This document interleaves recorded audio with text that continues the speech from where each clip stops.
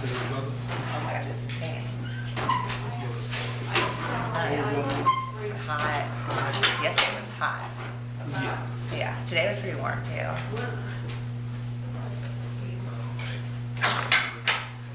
Yeah.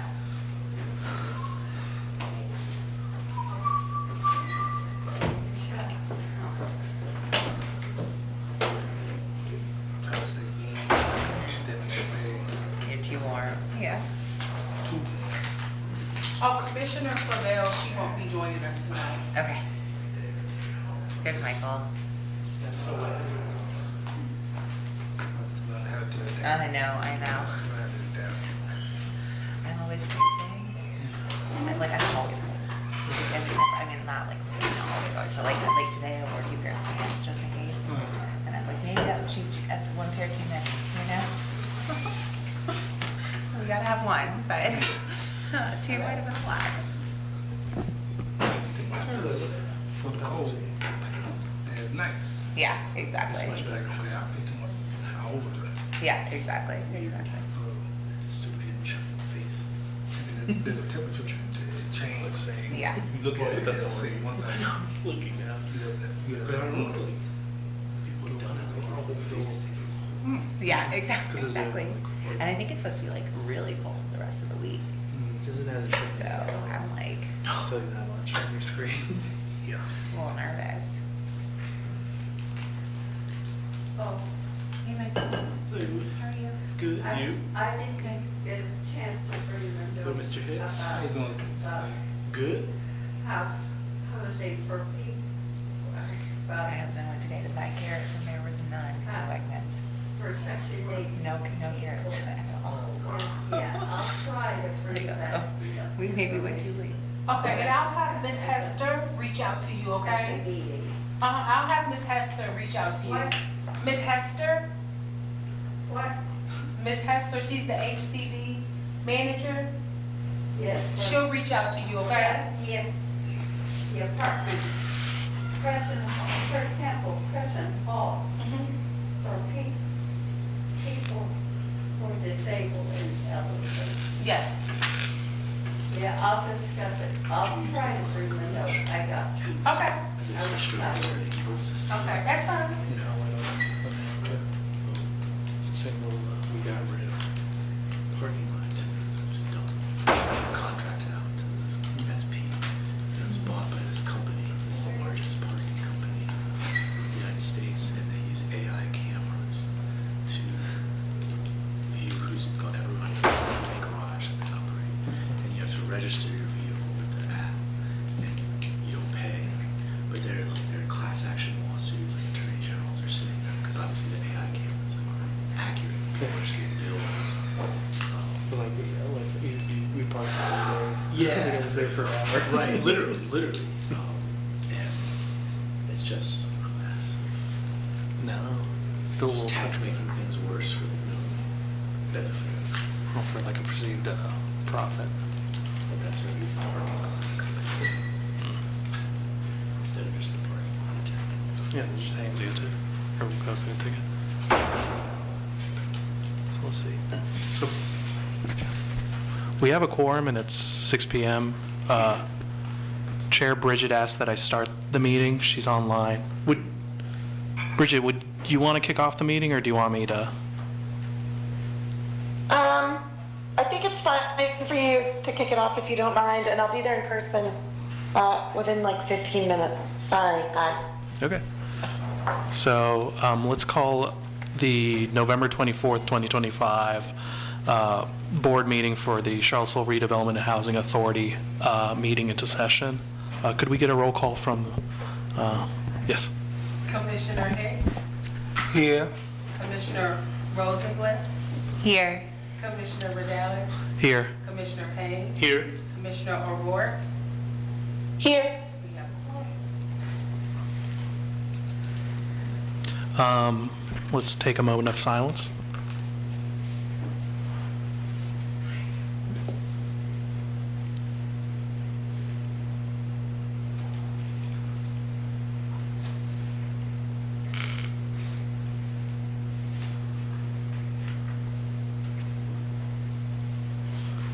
All right.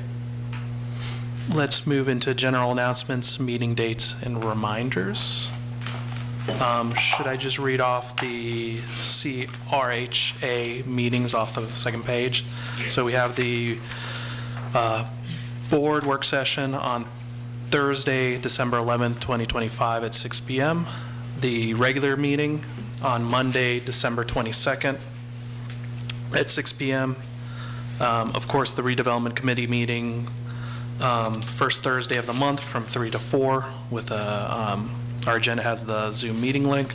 The safety committee meeting every third Wednesday of the month at noon. And then the resident services committee every second Tuesday of the month at 1 p.m. And also too, I spoke with Ms. Banks.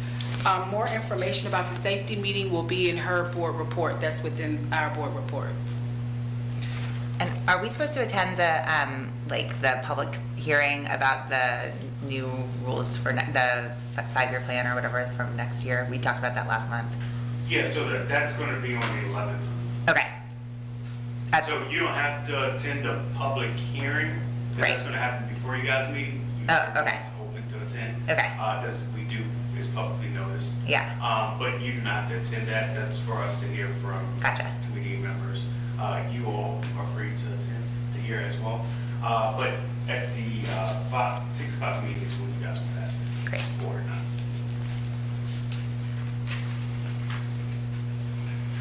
So any general announcements from the board or even from our staff? If not, we can move forward into public comments followed by FAR comments. So is anybody present in the audience? Please come up, state your name.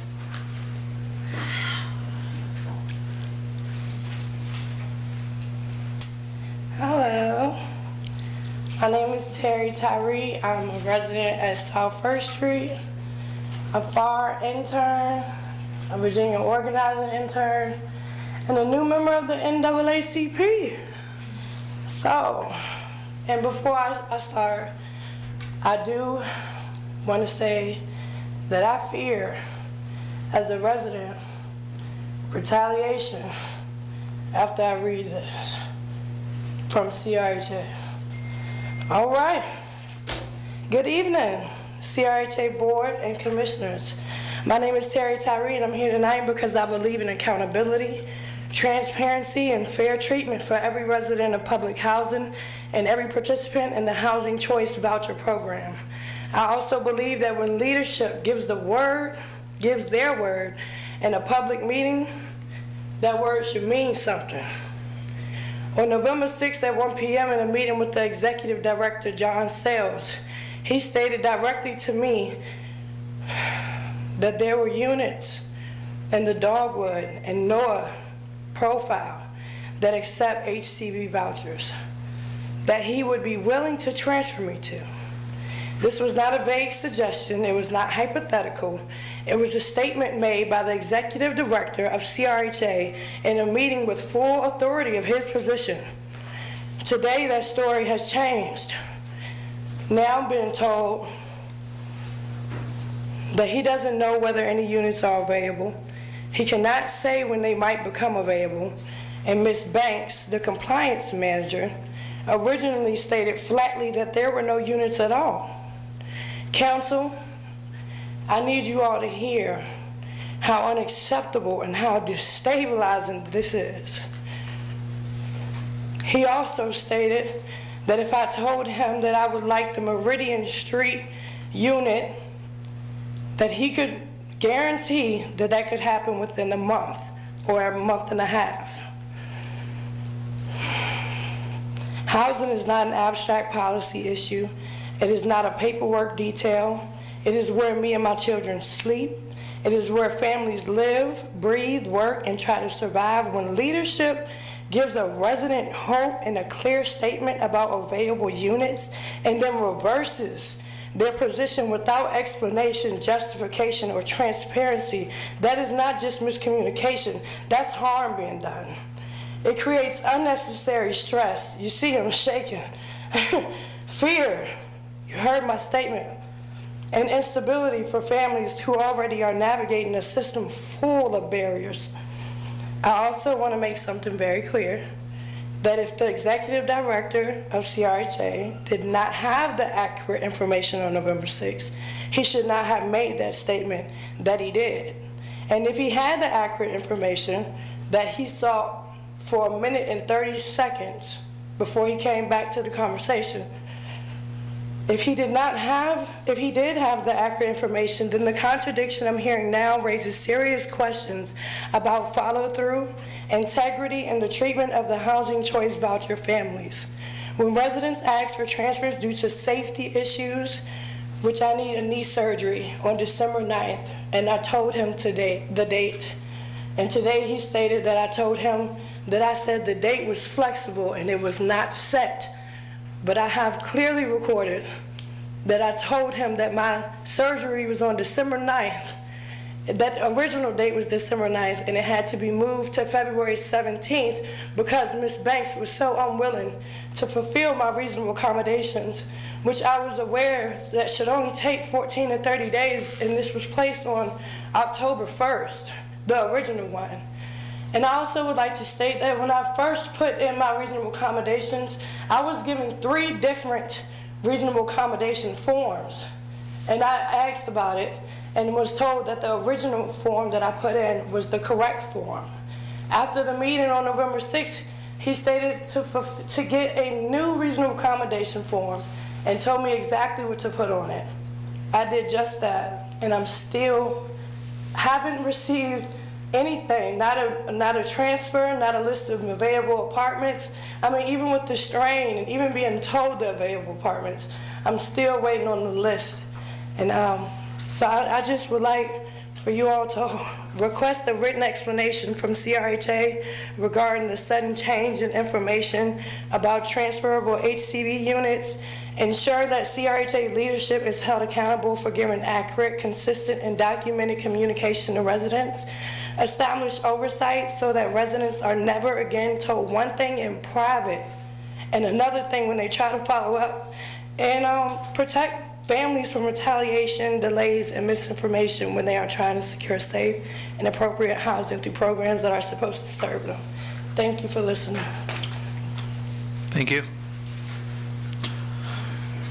Could we move on to the next public comment? And I'm sure that staff and the board would be interested in just sorting out details, but that'd be more appropriate to move to the next comment and note that public comment. Hello. Good evening. My name is Annette Wilcox.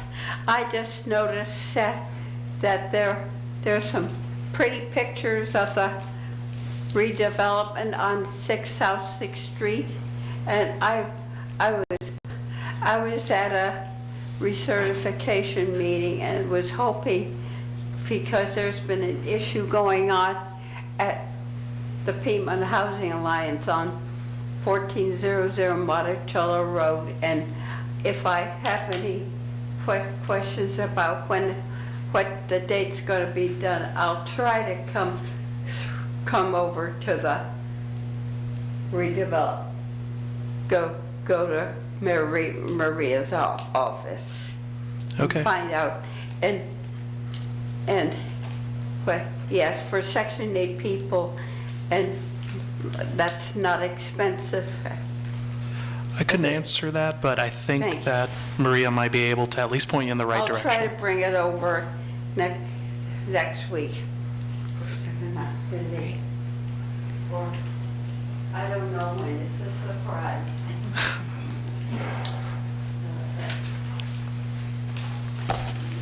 Good evening. My name is Emily Dreyfus, and I'm a community organizer with the Legal Aid Justice Center. I've been having the great pleasure of working with the new class of FAR interns for the last several weeks. And today we talked about the draft parking and towing policy, and I'm going to read some input from them about that. We are not sure about why the date of the draft policy says July 1, but we hope this is the beginning of a 30-day comment period or even more because of the holiday time. Towing puts a real hardship on residents.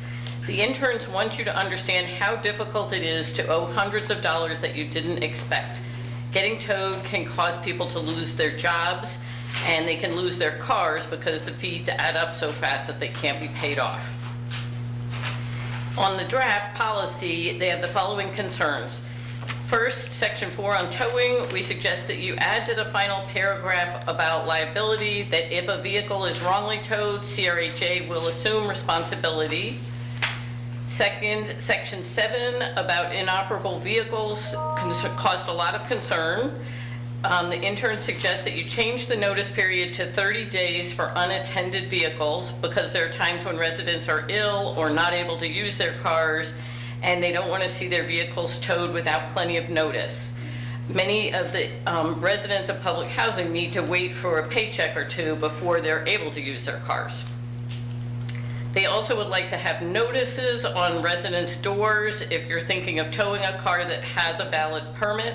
A warning sticker on the car is not enough. Notices also need to have language access information included. We've heard about how towing sometimes has impacted a lot of residents who are refugees, and that's a big cause of concern for that unfairness. Section 8, which is titled miscellaneous, the first thing, there is information in the first paragraph that didn't really make sense and looks like it might have been like cut and pasted from another policy. Paragraph 3 of this section, the interns would like to see that you delete the sentence about revoking or suspending parking privileges for people who park in an undesignated area.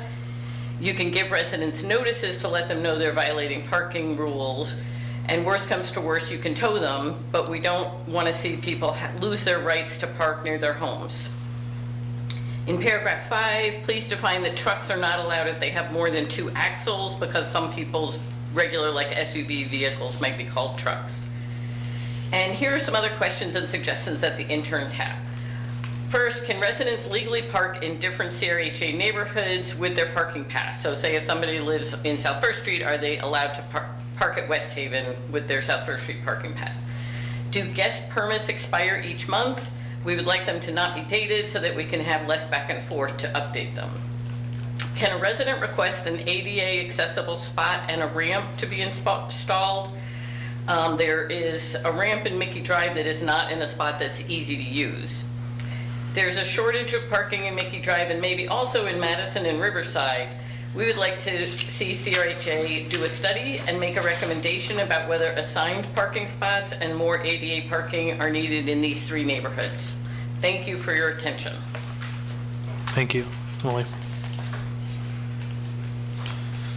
Any other members of the audience interested in public comment? If not, FAR comments?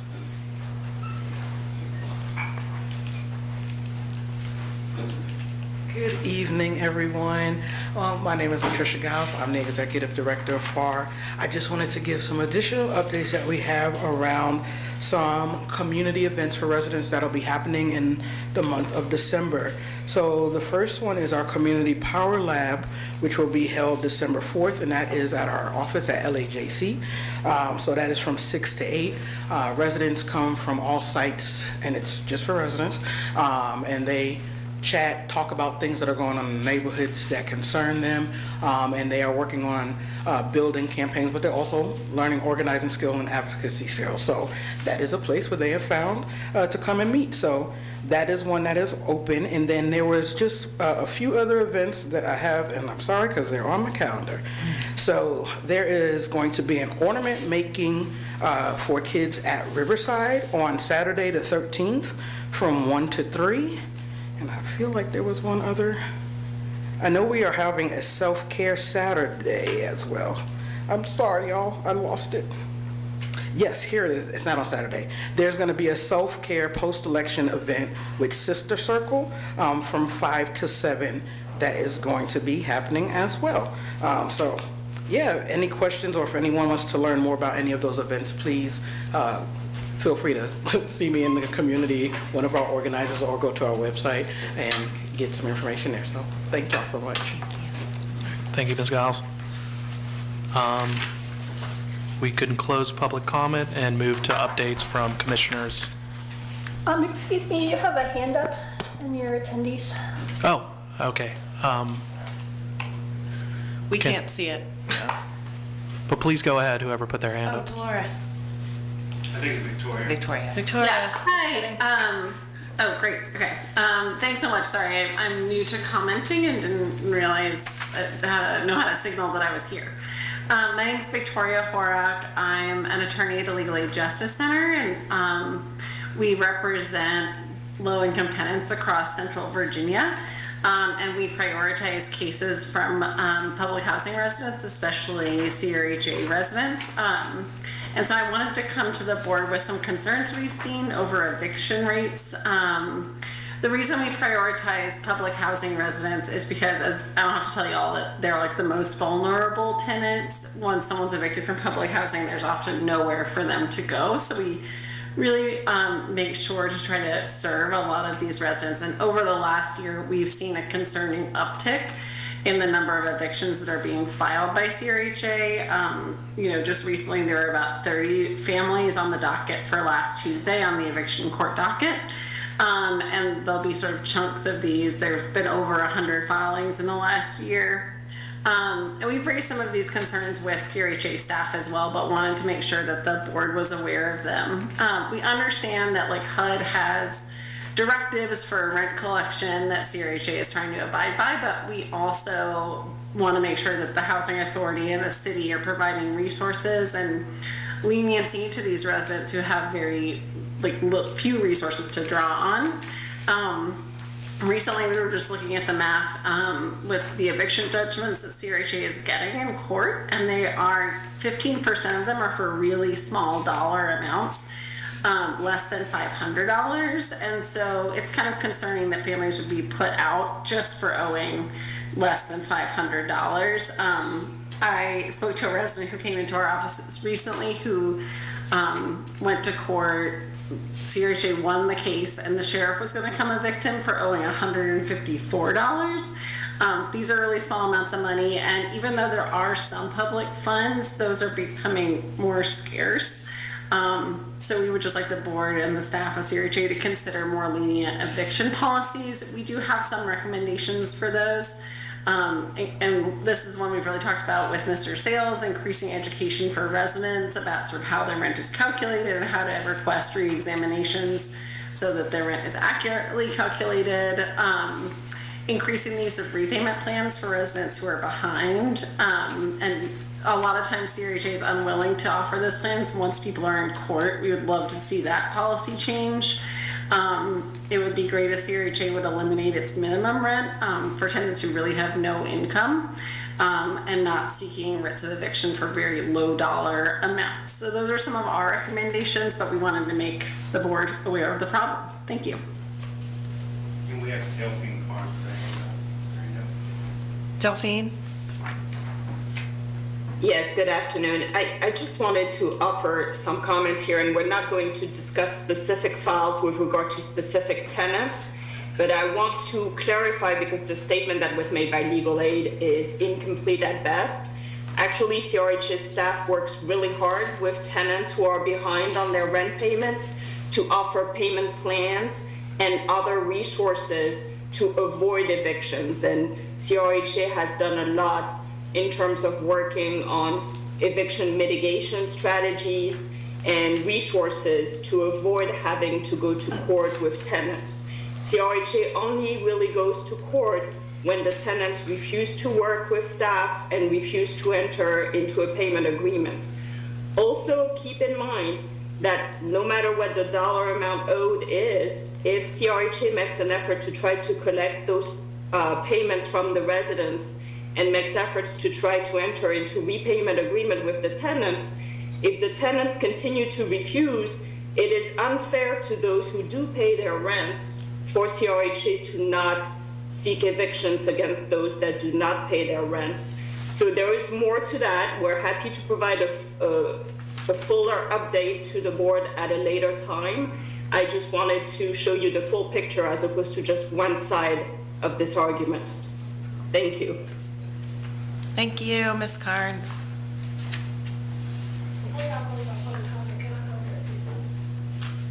Yes, we can do another public comment. My name is Angela Carr. I'm a FAR board member. Nice to meet you. I know some of y'all up there. I've been up here probably once before, maybe twice. So just to kind of piggyback off of what just said, it's kind of, in today's time, let's just be honest. You go to the store, instead of getting a 25-cent bag of chips, that same 25-cent bag of chips is like $1.25 now. You know what I'm saying? Eggs, $10. Milk, $20. You know what I'm saying? Like, I mean, let's keep it a band. So $150-something, you have condemned, I don't know how many children in the household, how many, you know what I'm saying, individuals in the household, but you have literally condemned, let's say 2 kids, a man and a woman, to figure it out. When CRHA is set in place, John didn't sell. I'm not saying John sell, excuse me. I'm talking about the man who sold the property to CRHA, a black man. When Vinegar Hill was here, like, John did not sell that property to see a family homeless for $154. You know what I'm saying? That, come on now. Like, let's be honest, like, I mean, for a house, sometimes people fall back and that's okay, but give them the chance. Like, you can't just, oh no, wow, snatch that chance away from them. Like $154, I feel like that's unacceptable. You know what I'm saying? Like, your kids go to school in a certain area, now you gotta figure that out. You gotta uproot them. You know what I'm saying? Move them over here, figure this out, go buy brand new food. Like, that's a whole lot, and then we're poor already. So why you want to kick them out for $154? I think that should be, and even $500. I feel like that's a lot. You know what I'm saying? And if it wasn't for the residents of CRHA, if it wasn't for the residents in general, would there even be a CRHA? I'm just for real. You know what I'm saying? Like, the residents are what make up CRHA, and if CRHA want to set up a good example for people in general, you don't want to say, oh, we're gonna kick you out for $154. Who wants to? You know what I'm saying? Like, that's not saying that CRHA is for me. That's saying CRHA is against me. I mean, I'm just saying from what I heard. I'm sorry. I'm not trying to be rude to nobody, disrespectful to anyone, but if I was on the chopping block for $154, that's petty. You know what I'm saying? $154, that's, I'm losing everything behind $154. When if y'all give me just a second, you know what I'm saying? Even if y'all reached out or tried, you know what I'm saying, to help them with different funds or different places. Some people, literally have a lot going on in one day. And it's not enough hours in one day to get over here at 4 o'clock and be there on time, or to get over here at 3 o'clock and be on time, and to get my kids off the bus at 2. I don't even have the transportation because y'all just told it. You get what I'm saying? So, like, let's keep it a band. Like, y'all can give the people of the community that y'all get paychecks for, y'all can give them a little bit more. You know what I'm saying? A little bit more of a chance. Not saying that the people in the community can't give back more or do better, because we can, but you gotta do better to get better. You know what I'm saying? You can't just be like, do better, and they're just gonna do better. You gotta lead by example. You know what I'm saying? You gotta show us that you care, and once a person notices that you care, then they'll just, take another step forward. It's kind of hard to trust somebody that you've been pretty much taught that you can't trust. You know what I'm saying? I mean, I don't want to, I appreciate your comments. Yeah, thank you. I think we should maybe, I don't think any of us know the specifics, and getting evicted over $154 is the soundbite. I think I know we don't get involved in the day-to-day execution, but we have had numerous meetings where we've gone over layers and layers and layers of eviction diversion, and so I don't want people to leave over-indexing to that soundbite, because probably Mr. Sales knows the background of that case, but the rest of us really don't know. So, but I do appreciate, I'm not discounting what you said, and I appreciate your points. Yes. I'd hate for everybody to just walk away with that. Yeah, no, I respect that too, and I'm gonna leave it at that. But you know what I'm saying? I'm just saying, to a whole family homeless over the small amount of dollars, I feel like is unacceptable. That's how I leave it at. You know what I'm saying? Not just saying 154, even if it was 2 years that they owed it, you know what I'm saying? But just over the small amount, even if they paid $5 towards it or $2 towards it. It's like an electric bill, sometimes you can't keep it on, so I'm gonna put a little bit on there and, move my money here, there, and there, and kind of spread it out. It's a lot. And then, CRHA keep tabs of all your dollars, all the pennies, so if I get a little raise, you're gonna take that too. So how do I put in the pennies, or where do I put them, or how do I remove them to make sure I have what I need? And then my car, that didn't come out, so now I'm short on my rent because I need my car to go to work. You know what I'm saying? I'm gonna lose my job. So they do have to, I think, take in consideration of those little things of day lives, and then children on top of that. So I'm just saying, I feel real strong about that. I ain't gonna lie. So yeah. Thank you. Thank you. Okay, so I believe we were going to any updates from commissioners? Oh, yeah. Yeah? I don't have any. Okay. One. Just quickly, kind of like general updates as the LV Collective project and student housing right next to public housing sites has obviously been a big community topic of conversation. In January, City Council is going to have a work session about that topic specifically. So anyone interested would definitely be important to attend and make your voice heard in January about wanting protections for West Haven and other communities for large by-right student housing. In December, there's going to be a City Council work session about affordable housing specifically before a budget season begins. That would be, another very important meeting for people to make priorities known, and just generally the City Council's budget process will begin in December, and that's obviously always relevant to CRHA each year in terms of budget requests for funding, not just for buildings, but for the people and employee and services side of CRHA as well. Thank you. I may not have the most current or coherent update, but Mr. Sales and I did talk about the working on the CRHA nonprofit, and it sounds like, just for the sake of everyone else, that due to staffing changes resulting from the recent election, there's been some turnover, and so there's some re-education kind of pushing us back a little bit, so.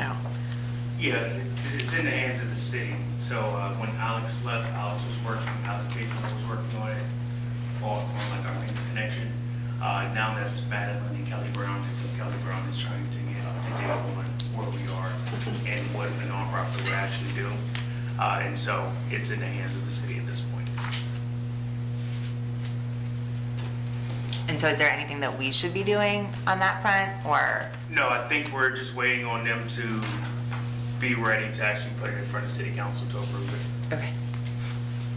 And I don't know what the internal staff process is in terms of where it's at right now, but I would add, in addition to Alex Ikafuna leaving, the city's housing director left, and the Office of Community Solutions had been what dealt with housing, and that entire office was eliminated and put under NDS, and along with that, Alex Ikafuna and the housing director are vacancies that are not filled. So Kelly Brown is the overall NDS director. So I'm just guessing that there's a lot on her plate that this is not, I don't know, I could see there being a staff capacity issue. The overall NDS director would not traditionally be the person kind of being the point person on this, but. Yeah, it just seemed like the people we were working with are not there. And so there's a little bit of restart. Yeah. So just wanted to let everyone know that. Okay. Next up is approval of the board minutes from October 27th.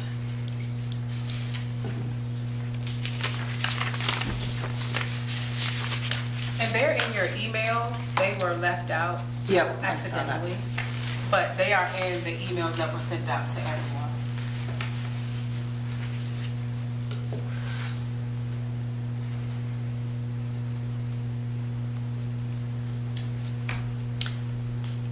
Can I get a motion to approve? Motion. Thank you, Mr. Hicks. A second? Second. Thank you. Can we get a roll call, Maria? Commissioner Hicks, Here. Commissioner Rosenbluth, Yes. Commissioner O'Rourke, I will abstain. Commissioner Rodales, Yes. Commissioner Payne. Yes. All right, motion passes. Thank you. All righty. Resolution. Hold on, it's after, so I can read the things. It should be the first section after It is, I thought there was a resolution I had to read. No, and Okay. so I'm going to preference, there's going to be 2 modifications. There won't be a vote on the parking policy. Okay. There's no resolution attached to it.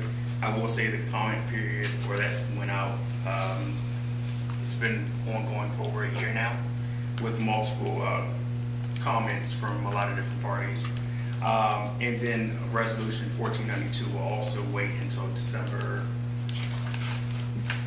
Oh, that's why there isn't one. Okay, Yes. so then, would you like to talk about Resolution 1492, procurement policy Yes, modification? and we do have Dolores Adams, who is our procurement contracting officer. Yes. And so she's going to give us an update on the policy.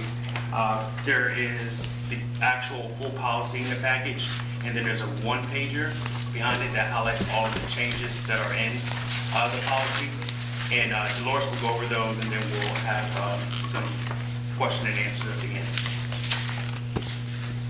Hi, Dolores. Oh, you're on Dolores, you're mute, muted. but you look lovely. Sorry about that. I was just enjoying the meeting thus far. It's nice to meet you all. It's Johnson Adams, Dolores Adams, and I'm the procurement consultant. And we have before you a resolution concerning an update to your procurement policy. We went through and we updated your procurement policy to bring it in line with the changes that occurred to the HUD regulations at 2 CFR 200, which is our overall uniform federal guidelines that govern our procurement, as well as there have been some updates to the state procurement regs, the Virginia Public Procurement Act. So the policy had not been changed since 2020. Since 2020. So we wanted to, we look at the 1-pager. I went through and I highlighted a summary of the changes that we put in place. One was the professional services threshold increase, and it's according to the the VPPA, Public Procurement Act, for professional services, the threshold is now 80,000. Previously it was 60,000. So we increased it in your procurement policy to reflect the change in the Virginia Public Procurement Act. And although we're governed mainly by the federal procurement rules, there is a rule that says we have to abide by the most stringent of the state or the federal rules. And so in areas where the state procurement laws are more stringent than the federal laws, we do have to abide by by the state laws. And this is an area where the state law is more stringent than the federal laws. So in this case, we do have to go by the state procurement thresholds instead of the federal procurement thresholds. The next change that that I like to discuss is it is a change in definitions. As of the October of this year, the federal laws changed and added in some new protected classes. We can give that they want us to give preferences to in our procurement. Before it was small, women, minority. Now they have veteran-owned business or service disabled veteran-owned businesses. So we added definitions for what they mean. The 2 CFR 200 didn't really give us a definition. They just said we have to include them in the preference category. However, the Small Business Administration did provide definitions, so we used the definitions that were the federal definitions provided by the Small Business Administration. So we provided those definitions to our procurement policies, and we added those categories in because they were added to 2 CFR 200. And they weren't in our previous procurement policy. We also added clarifying language in some of the areas that were already there for micro purchase, blanket purchase agreement, legal services procurement. It was just clearing up the language from the 2020 to make it easier to understand in many cases. So it wasn't any, there were minor changes, but I did want to state that we did make some changes in language in these different areas, just to make it read better and to make it clearer and added clarity. The major change was with our thresholds. We did increase our procurement thresholds and added some language that increased the flexibility. As of October of this year, 2025, the federal thresholds increased. The micro purchase threshold, we're going up to $15,000 for micro purchase. The VPPA does not have, Virginia does not have a particular micro purchase threshold. It's what you set. So we're going up to $15,000. The federal small purchase threshold went up to $350,000. However, the state threshold is limited to $250,000. So that's what we have to limit ourselves to because we have to go with the most stringent. So we are updated to we updated our small purchase threshold to the $250,000, which is the state's limit. And what was it before?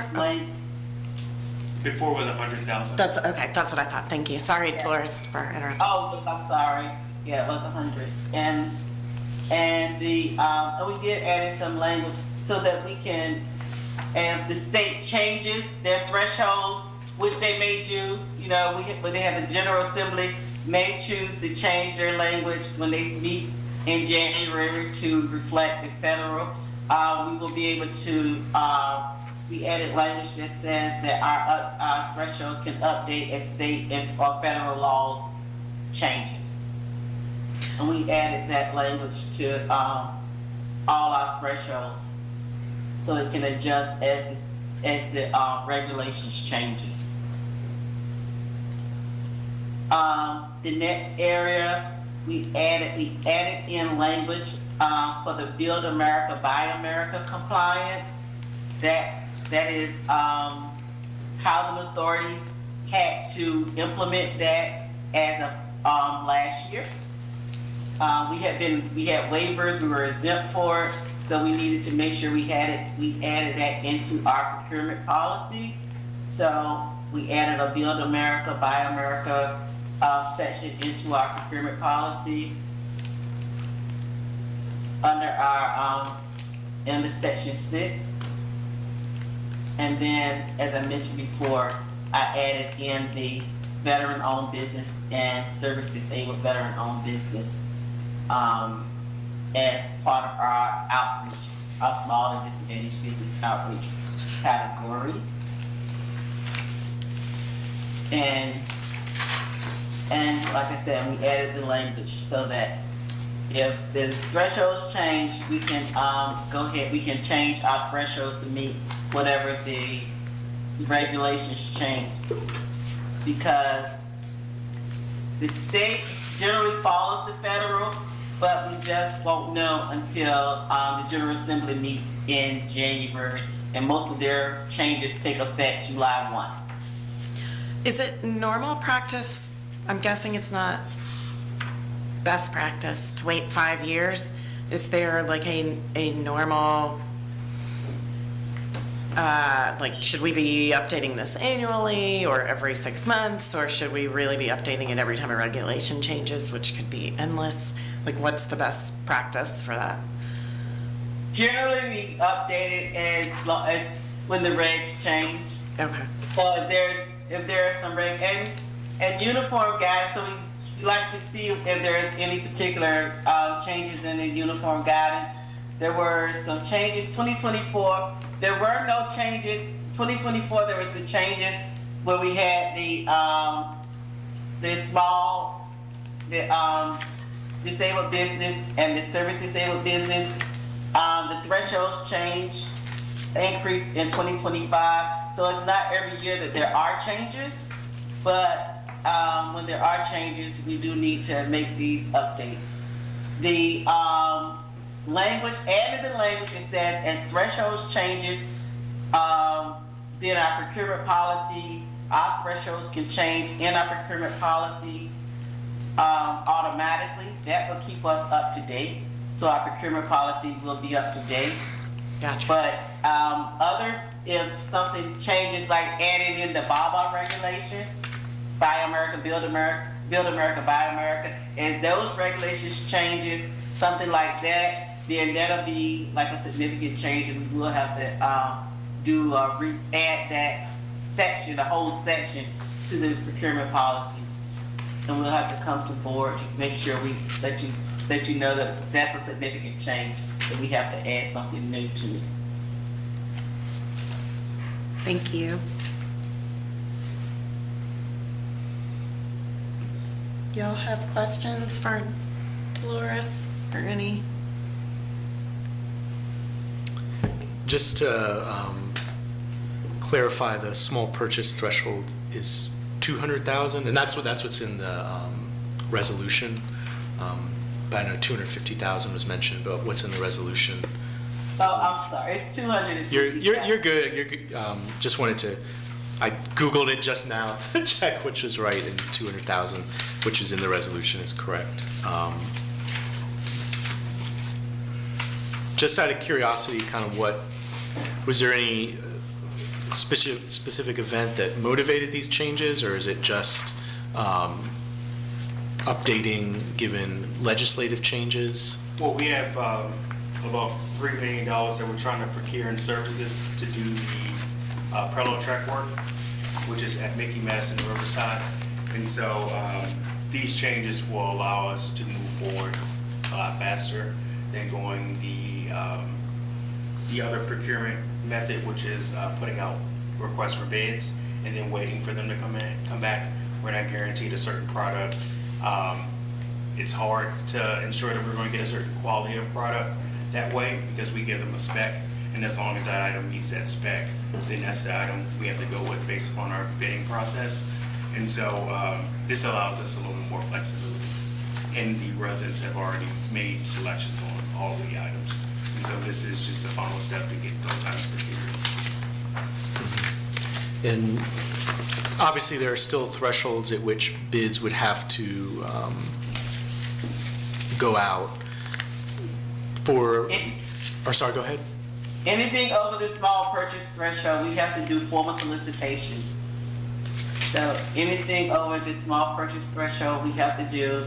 And formal solicitations are invitation for bids, which are usually for construction type projects, requests for proposals, or qualification-based solicitations, or requests for qualifications, which are like what we do for A&E services. Requests for proposals are more like service-related contracts. Okay. And for those that, aren't going to require that more thorough bidding process, could you just walk through what the process is internally for how those are reviewed and approved? Yeah, so for a non-RFP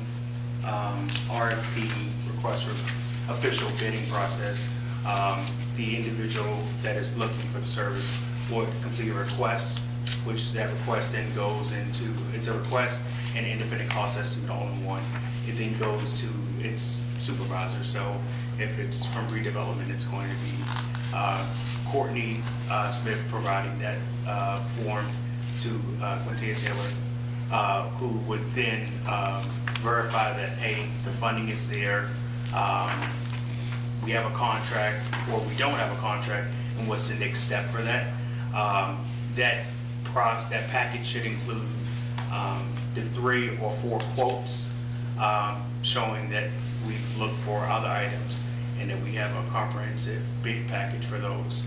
It should include the estimate from Courtney, the scope of work, and then the supporting documentation from whatever vendor that we're soliciting. That information then goes to Ms. Taylor. Ms. Taylor then reviews it. From that point, it would then go to finance or Ms. Dolores, which is highlighted in the package. It can either go to the finance director or the contracting officer. At that point, a PO is then issued for service as long as it's in line with our policy. Okay, thank you.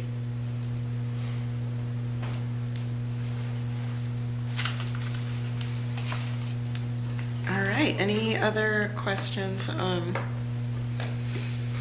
the procurement policy? All right, thank you. Next up is Resolution 1493, the Ferguson Enterprise Contract. Yes. And so I'm going to be taking care of this. Thank you, Dolores. And was that a resolution we needed action on? Yes. I would like action on these 3 items, 1493. And 4. Yes. So we have 5 items. No, 93, 94, 95, right? Yes, without taking action on 92. Yeah, On 92, but we also have 96 and 97. Are we Yes, taking action on those today? Yes. Okay. Okay, I was thinking 92, so we're good. Yeah, so 92 we are not, and the parking policy we are not. Correct. Thank you. So resolution 1493 is in line with the procurement conversation we were just having. This will allow us to bring Ferguson Enterprise under contract for CRHA for a dollar amount not to exceed $200,000. Once you guys modify our procurement policy, this type of resolution would not even be required because we would have the ability to go up to $200,000 as a threshold. But since we do not have this in place yet and we need to move forward with some of the work that's happening on those scattered sites, we have this contract. Omnia Partners is a consortium that helps local governments and nonprofits procure items. They're a global company, and so they have the buying power of a global company. And so they have they're a partner that we can tap into to procure services and vendors.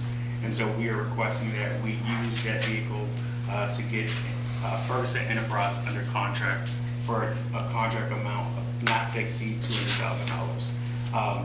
This work is not just for parallel track. Ferguson is one of our everyday vendors. They provide a lot of goods to the Housing Authority. You guys have any questions? No.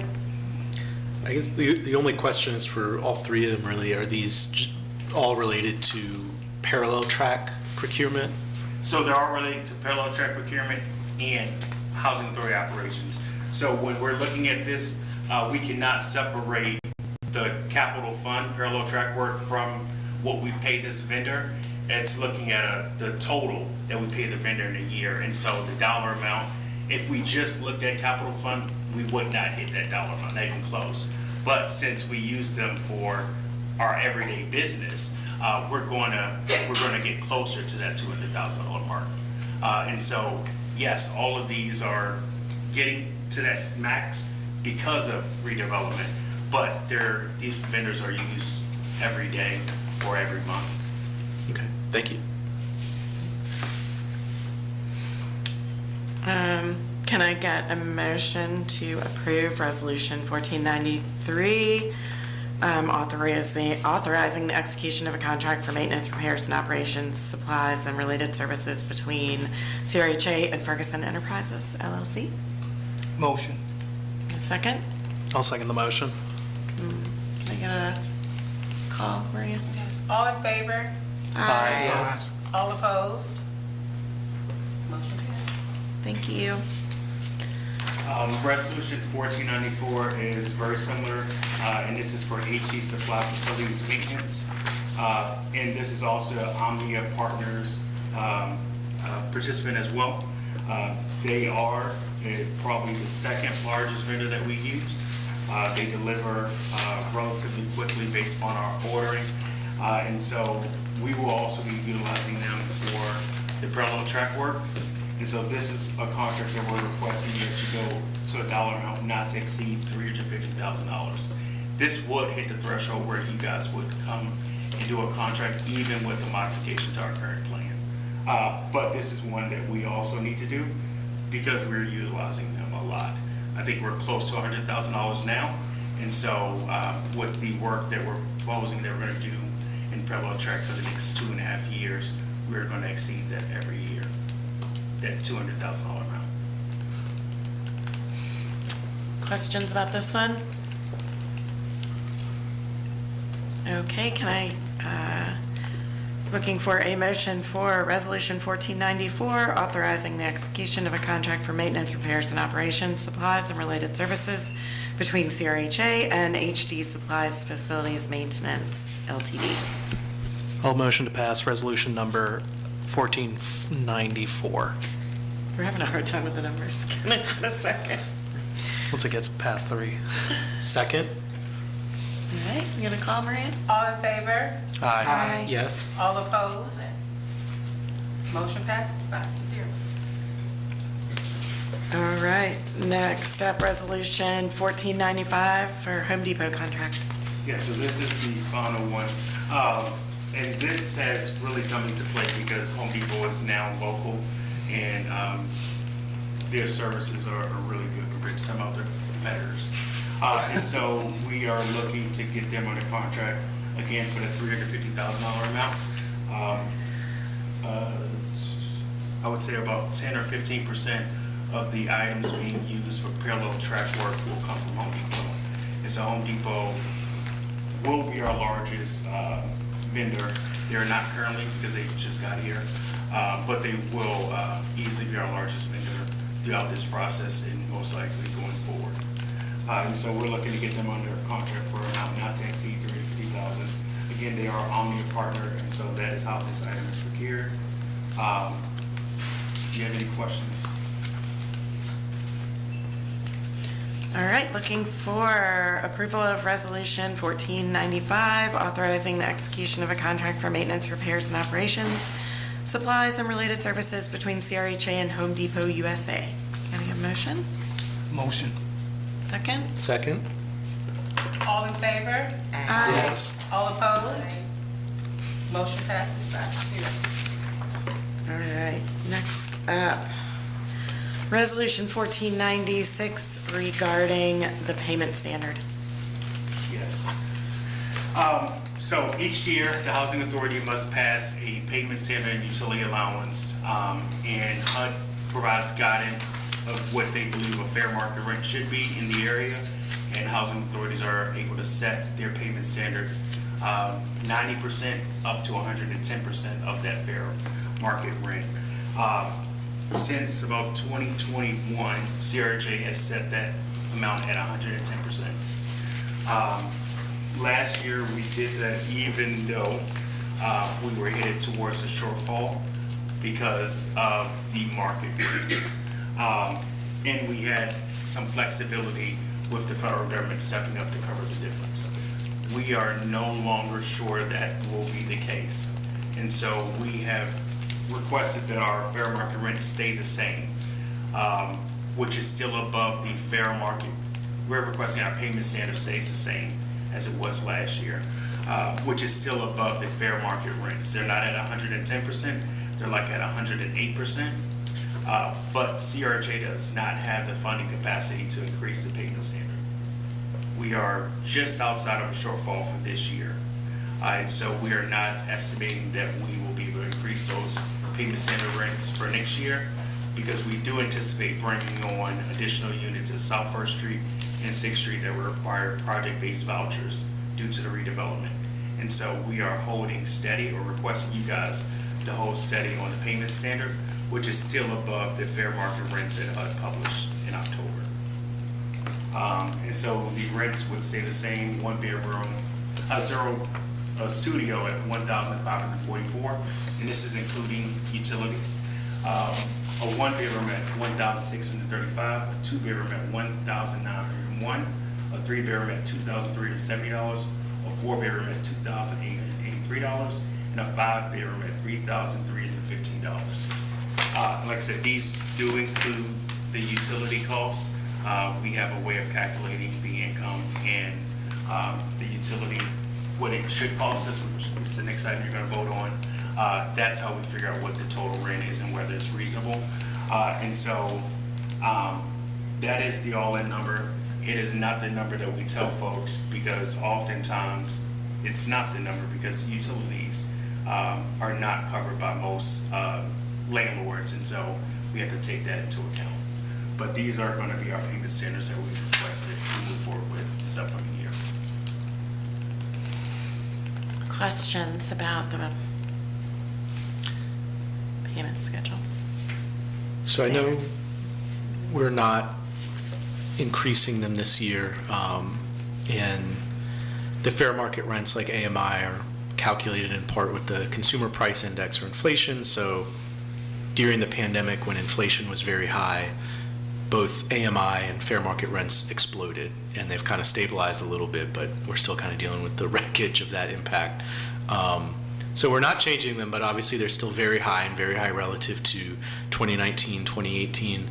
Could you just walk through kind of the on-the-ground practical implication for when these fair market rents go up? What is the impact of that, and what does that look like? So a lot of landlords wait for us to publish this list, because we'll get a mass request for rent increases to maximize, which only makes our shortfall issue even worse, because you're compounding, let's say 700 vouchers, they all want to increase $100 a month. You then have a magnitude issue of millions of dollars at the end of the year that we're in the shortfall, which is what happened a couple of years, which happened last year. And so that is what we are seeing. Other housing authorities are looking at that, and they're making some changes. So like Virginia Housing is working on some regulations now that when you're project basing vouchers at tax credit sites, that they have a max cap you can charge for those project based voucher units. I will say that can negatively impact whether that property is sustainable, because that developer is probably depending on higher rents from those units to subsidize the non-voucher rents, which is exactly what we do, because we have public housing units that pay $35 to $200 on average, or $300 on average, compared to a voucher unit that, if you're a three-bedroom, is paying $2,218 for that unit. And so it's a big difference. But also that could drastically hurt a program like our size of 700 when you have a large number of your landlords requesting increases. Like, I think the worst one we've seen so far is at, I want to say Mallside. Mallside a couple of years ago, or last year when they were looking to sell, they sent requests to increase the rent by $300 to $500 per unit. They have over 100 units that are receiving vouchers.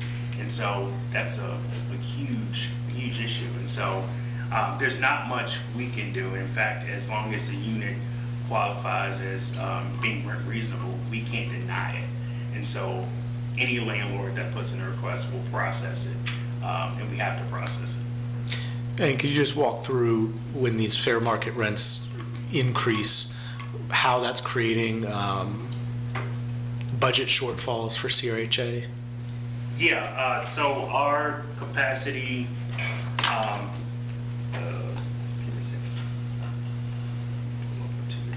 so our budget capacity is calculated by HUD each year on how much they're going to give us to run the voucher program. They estimate the per unit cost for each of those vouchers, and pulling up the 2-year tool, which is what we use to determine and project out our expenses. And so when I got here, or even we can just look at last year's number, last year our per unit cost for a voucher was high 800, so it was $880. We're now paying over $1,000 per unit, and so that's a just without adding folks, you've already increased your per unit cost to $200 per month on the 700 families that you serve.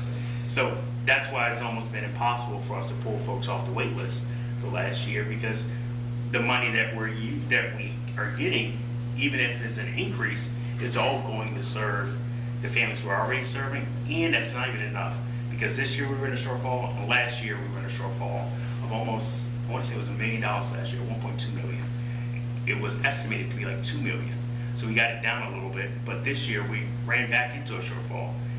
It was good that it was like the last month of the year, but a shortfall in this time may not always be covered by the federal government. And so we just have to be super mindful of that, because at the end of the day, CRHA is responsible for the rents for all these families. And we can set, you know, a lot of it's out of our control in terms of where HUD sets the FMR. We can set it between 90 and 110%. You said we're about 108% right now without increasing it. When we set it to 110%, is my memory correct that the goal there is to increase the amount of units that someone with a voucher could practically be able to find and actually get housed in? Just because if you set it at 90% rents, it's just harder to find anywhere at that level. Yeah, so you almost have to set above 100 because HUD's fair market rents, number one, the way the formula calculates, it's looking at years prior. And so you have to set it at a higher rate in order to get folks housed. What that number is we are looking at trying to keep it the same, just because we know that's what we can afford, because they're looking at our payment standard and adjusting from there. But I'll go over like some of the numbers. So an efficiency went from, in 2025, the max was 1404. That's what HUD estimated the fair market rent should be in this area. And this year went up to $1,421. The one bedroom went from $1,487 to $1,600. I will say that is the largest increase. The two bedroom went from $1,729 to $1,824. Three bedroom went from $2,155 to $2,218. Four bedroom went from $2,621 to $2,731. And we calculate the five bedroom because HUD only goes up to 4. So there weren't really large drastic increases, but once you add another 10% to those is where you get to a $200 change, and that's what we have to avoid, because we just can't afford it. Thank you. Yeah, no, obviously I think it's just very important for the community to understand how these things change and what's driving it and the practical impact of it, and indirectly related, when you have HUD setting the fair market rent for a 0-bedroom efficiency at a little over $1,400 a month, I think it's important context when we're thinking about that's the 40th percentile of rents in our market. So when we're talking about the ability for market rate construction, which is a part of the solution, but we're talking about what it can and cannot do. If anyone thinks $1,400 a month for a 0-bedroom efficiency is too much, their housing options are not going to increase with market rate development. I mean, that level for everyone who cannot afford $1,400 a month for an efficiency, you're really talking about the need for subsidized, publicly funded housing or vouchers being needed. And that's just kind of the situation. Too much. Yeah, that's insane. It's gross. Sorry. It's other comments, questions on the payment standard? Other than general discomfort. Okay. We are seeking approval of Resolution 1496, resolution approving the Charlottesville Redevelopment and Housing Authority's 25 to 2026 voucher payment standard schedule. Can I get a motion? Motion. Second? I'll second the motion. Thank you. All in favor? Yes. Aye. Yes. All opposed? Motion passes 5-0. All right, guys, got another one. This is 1497 on the utilities allowance. Yes, this is another yearly requirement. We are required to establish utility allowances for the ACU program. We currently utilize the utility allowance of Virginia Housing. They do it every year, and so Virginia Housing has a contract to manage the state voucher program. So they have vouchers in the city of Charlottesville, and so we tap them to utilize their utility allowance. You can see their utility allowance schedules following the resolutions. They have, they look at it as exposed walls. So this would be like an apartment building, one exposed wall, two exposed walls. Could also be an apartment building, but it could be a townhouse. Three exposed walls, kind of sort of the same thing. Four exposed walls, a single family home. And so we would look at the size of the apartment as well as the items checked off on the request for tenancy approval by the landlord to calculate what the utility allowance should be for that apartment or home. I will say this is an average, and it's looking at the state average. And so there are some things that are not included in the utility allowance. So like TVs, computers, all those things that we know households have and utilize, they're not included and calculated when it comes to like electricity. And so we do ask participants, like if they have issues or if the utility allowance is not covering their needs, like what's happening, their reality, we ask them to come to us, provide 3 bills, and then we can recalculate the utility allowance based upon that. And so we do have an option, or we do have a way to fix any issues when it comes to utility allowance being cut short. But this is the utility allowance we are proposing to utilize going forward for this upcoming year. Has this really, so on the bottom it says it was revised in December of 2020. Has it not changed since then? No, that's just the form itself. The form has that date, but this is actually. Oh, they update on the schedules. Yeah, Okay. This was updated, I want to say July 1st. I saw it says July 1st on the effective date. I just noticed at the bottom. That's why I asked. Yeah, this form has the date of 12/20, but they revise their utility allowance around July 1st every year. Gotcha. All right. Any questions on or comments on the utilities? All right. Seeking a motion for resolution 1497, adopting the revised CRHA utility allowances for Section 8 Housing Choice Voucher Program, fiscal year 2025 to 2026. Can I get a motion? Motion. Can I get a second? Second? All in favor? Yes. Aye. All opposed? Motion passes 5-0. All right, next up, parking policy. Thank you. So this is going to be a no vote tonight. We are just putting this in front of you guys to have a discussion. So we started this discussion in hopes of passing this in 2024. And then I think the meeting it was supposed to be passed, it was actually pulled. So we pulled and had some additional discussions with partners.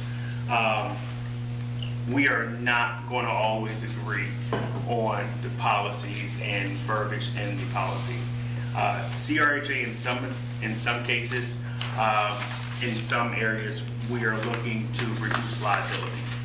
And so inoperable vehicles on the site is a liability. Insurance companies look at that. And so that is one reason we have that in there. And it causes, there's other issues that arise on the site when you have a number of inoperable vehicles on the site. And so that is the reason it's in here. It was already in the parking policy. This is not new. It's not a new addition to the parking policy. The parking policy is in here because we're looking to clean up some language. So we had a contractor, ACES Towing, that was previously doing the towing services at the public housing sites. are now using small town towing.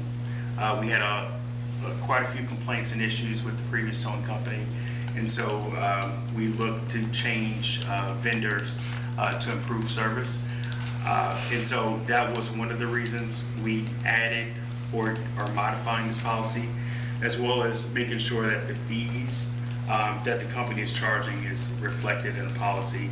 And so you will see that on the back of the policy, the impound fee, drop fee, and the 24-hour storage fee.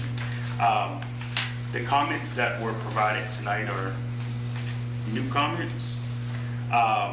We have had meetings with FAR and Legal Aid to discuss this parking policy a number of times over the last year. And so I need time to look at these proposed changes for me to give actual comment on them. But some of them may be almost impossible, such as like moving an ADA parking spot. There's certain requirements for it to be an ADA parking spot. You have to have enough room around the actual parking spot for sometimes a ramp and a vehicle for like a van to let off someone that's in a wheelchair. And the ramp itself, I will need to look into that to figure out where that issue is and see what can be done about that. But the parking policy does not have many changes. A lot of the comments that were made are not about changes in the current parking policy. It's about changes that were already in place, not anything new that we're adding. And so this is an opportunity for you all to give us some guidance on what direction you all would like us to take this. Well, sometimes ADA requirements, kind of the lay of the land of what the structure is there, really just lays out what you can and cannot do. So like spot details about where it is possible or not is kind of because between those two loading zones and then distance back, it can be really unwieldy to get anything added, but it's worthwhile. I would like to hear, that staff's looking at, hey, are we having problem spots? If you have old housing stock, it's never developed it was 90. Yeah, I was about to say. 90, yeah. Not to date myself, so it's like you have a lot of old stock that was never implemented in that type of way. I've experienced that down in Scottsville pretty adamantly. The one thing, I understand liability issues. And it might be worth discussion, is like what's more like a policy rather than, hey, I have a vehicle that's inoperable. Of course, like an insurance company is going to look at that, and then it increases our rates, and then how exposed we are as a whole entity.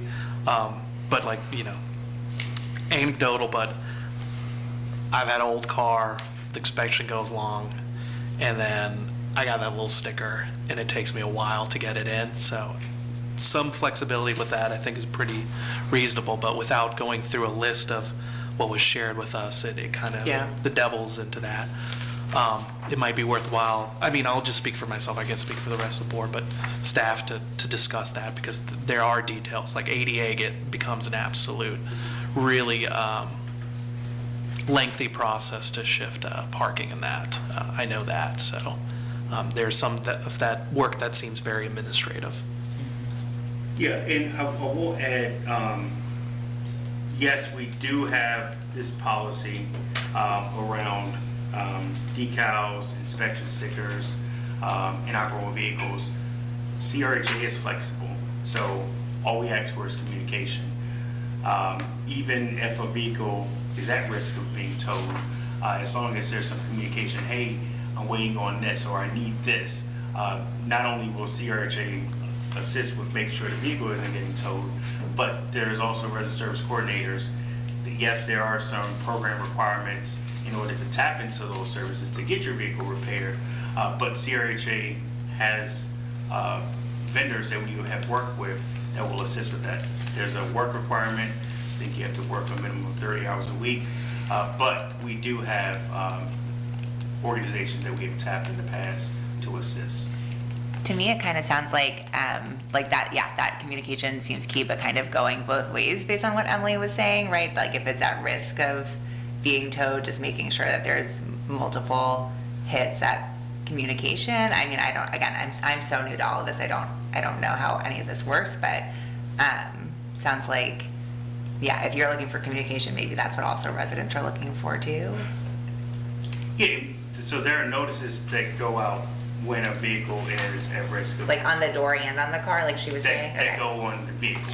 Okay, but so could we add one to the door? Is that, I feel like that seems reasonable. Yeah, Yeah. I mean, that's something that can be added. Yeah, because if your vehicle's inoperable, you might not look at it all the time, you know? So. I try not to look at I know, me too. I'm like, oh, it's scary.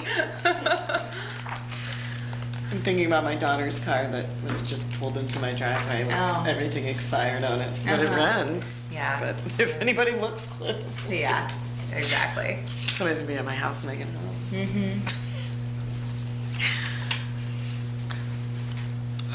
Another question we got at public comment is, are there zoned areas, so if you do have a pass, Yeah. and you live in, South First Street, could you park in West Haven, like that kind of thing? Yeah, so we have one parking pass and anyone can park. The towing company would not know if you did not live in West Haven if you had a parking pass from CRHA. There's no way to tell. And so, yes, that would be possible. And obviously, it sounds like, if someone is parked there without any pass, they can be towed. If someone does have a pass and you have the inoperable vehicle or expired tags, then you have a separate issue. For, people who have a valid parking pass and the vehicle is either inoperable or there's expired decals or inspections, it would seem like the issue is that the towing company during non-business hours at their own discretion can tow. During business hours, CRHA could have that flexibility about, okay, this is, 6 months expired or something, like, do we need to tow over that inspection? But the towing company may just be looking for. Yeah, are they just driving? I guess that's a good, I mean, That was the problem with I don't, like, are they just trolling neighborhoods looking for cars to tow? I mean, I get because they make money. Yeah. So it's at their discretion. They do patrol the parking lots, and they have certain hours that they are allowed to patrol the parking lots. So it's not during the daytime. That's only a request from CRHA, staff member at CRHA. But after hours, they are allowed to patrol the parking lots. Wait, so they're only allowed to patrol if you all request it, or they are also allowed to patrol anytime they want, like in the whatever the window is? So during the daytime, they can only patrol with a Gotcha. CRHA phone call. Gotcha. Saying, hey, we have an issue, we would like you to look at this. Right. After hours, they're allowed to patrol the parking lots. Gotcha. So I think that's probably where there's more sensitivity lies. Yeah. Right, and that's 10 p.m. to 6 a.m. every day, except for holidays. Except holidays. Yeah, I mean, it seemed like that's where the issue. I mean, obviously towing sucks, but it's like a thing that if you own as an agency, it's going to be needed, but it sucks. And also, as people mention, it can damage someone's vehicle. The cost is also not just completely incidental. It could add up to hundreds of dollars. I think, if someone is there with no, parking pass at all, obviously understand, why they would be towed in those spaces. I guess the biggest questions for me are around if someone has a valid parking pass, is a resident, but the vehicle is inoperable. Or even just has expired tags. Yeah, I mean, Can they just take it? From 10 p.m. to 6 a.m., what that looks like for the towing company. And then specifically on inspections, I have a general beef with inspections. Me too. Same. But in reality, most states don't have them. Yeah. There's studies that show there's no impact on safety. Yeah. Ralph Northam, when he was governor, almost eliminated them, but it didn't happen because the industry stopped him from doing it. I mean, they really just are a tax on people that accomplish nothing. Yeah. So, really though, I mean, it's an industry. Yeah. It's a profit. carve out. And I don't understand why we would be saying if someone's inspection is expired that they could be towed, because there's no indication that provides you no information about the operability of the vehicle or anything. I mean, it may be they went to get, maybe they don't want to get the inspection and it's out of date. Maybe they went to the inspection and the vehicle's perfectly fine, but they're like, you need this $4,000 repair, and so they're like, well, I'm not going to do that.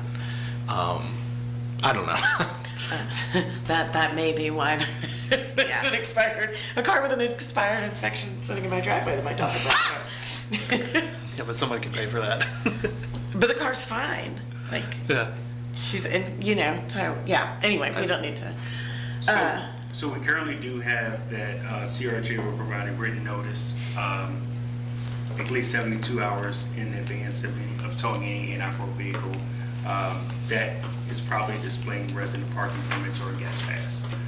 And so that's the towing company or CRJ. That's either party is required to do that. So the towing company will leave a sticker on the window. They're responsible for notifying CRHA. The next day, CRJ then sends out the notices for those households. So, but by then it could be like 24 hours, right? So, I mean, maybe if we could expand that It's not timeline. 24 hours. I mean, if they tell you, if they put the thing on and then they tell you, like, if they put the thing on 10 p.m., they tell you at, 2 p.m. the next day, then you have to get it out. We get the notification like when they're putting it on. So they send us a photo, Okay.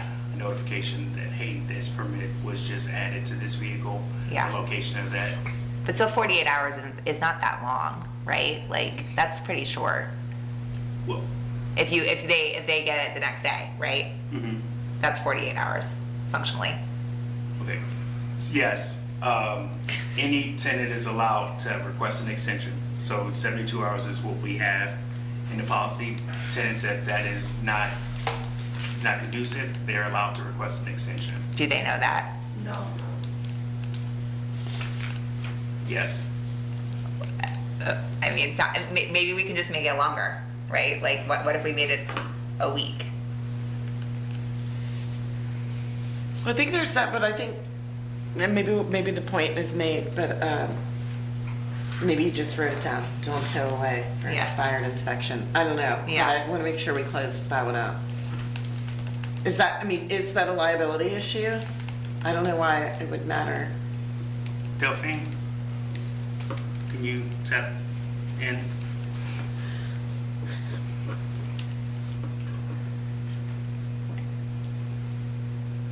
She may not be with us still. She's still on the screen, but the screen, yeah. but Hey, Delphine, can you assist with that question?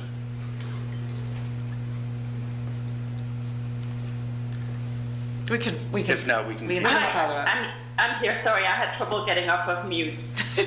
No worries. You're talking about the expiration of the inspection? Right, we're just wondering, like, is that a liability issue? Like, do we have some kind of obligation that we need to tow for expired inspection or expired tags? Like, what?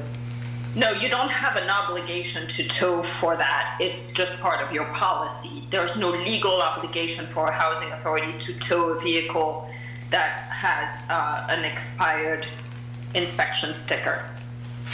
Okay, so then Then let's I think not. we should not. Yeah. I mean, because it is an entirely separate question from Totally. an inoperable vehicle that's been there for.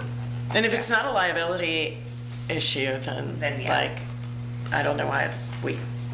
So in and of itself, it's not. Now, if the vehicle has been parked illegally and has not moved in a number of months and is not in I think that's operating different, order, though. then that's a different issue. But the inspection sticker More than being 5 expired in and of itself is not a liability for the housing authority that I'm aware of.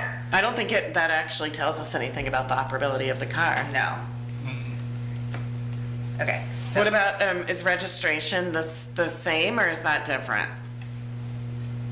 Well, the registration raises a different issue because residents have a legal obligation to register their vehicle in the Commonwealth of Virginia if they are truly residents of the Commonwealth of Virginia, which they should be if they're residents of assisted housing operated by CRHA. So that's kind of a different issue because it goes to the question whether a resident basically should be eligible to be a resident or not, or is it really their vehicle? Or have they taken the steps that they have to take legally in order to maintain their vehicle in the Commonwealth of Virginia? Now, if they're just moving from another state and they haven't had a chance to take care of that yet, they have some time to get that done. It's not something that's immediate, but it still is something that needs to be done in order for the vehicle to properly be associated with an individual. I'm actually thinking that I'm probably taking myself way down a path. So like the car was registered, but somebody got behind on their property taxes and now they have an expired license plate tag and they have a hold at the DMV until they pay their taxes. And now it looks like, I mean, I'm probably taking this too far, but. Well, we're probably getting into the weeds, but the license plate tags in terms of paying the registration fee would be a separate issue. That in and of itself is illegal, whereas the state inspection sticker is another matter. Even police officers will not pull you over merely for an expired state inspection sticker. They will add it as an additional offense if they're pulling you over for something else. Yep. But now the tags are a different issue, and having the proper registration date, paying the fees to the DMV, along with having license plates that are from the Commonwealth of Virginia, that raises other issues with regards to the legality of the vehicle and whether or not the vehicle is properly registered with a resident who has a lease with one of our units. So that's a larger legal issue than the state inspection sticker. Okay, well, I'll take the win that you gave me on the inspection sticker. Thank you, Ms. Conrades. That's helpful context, though.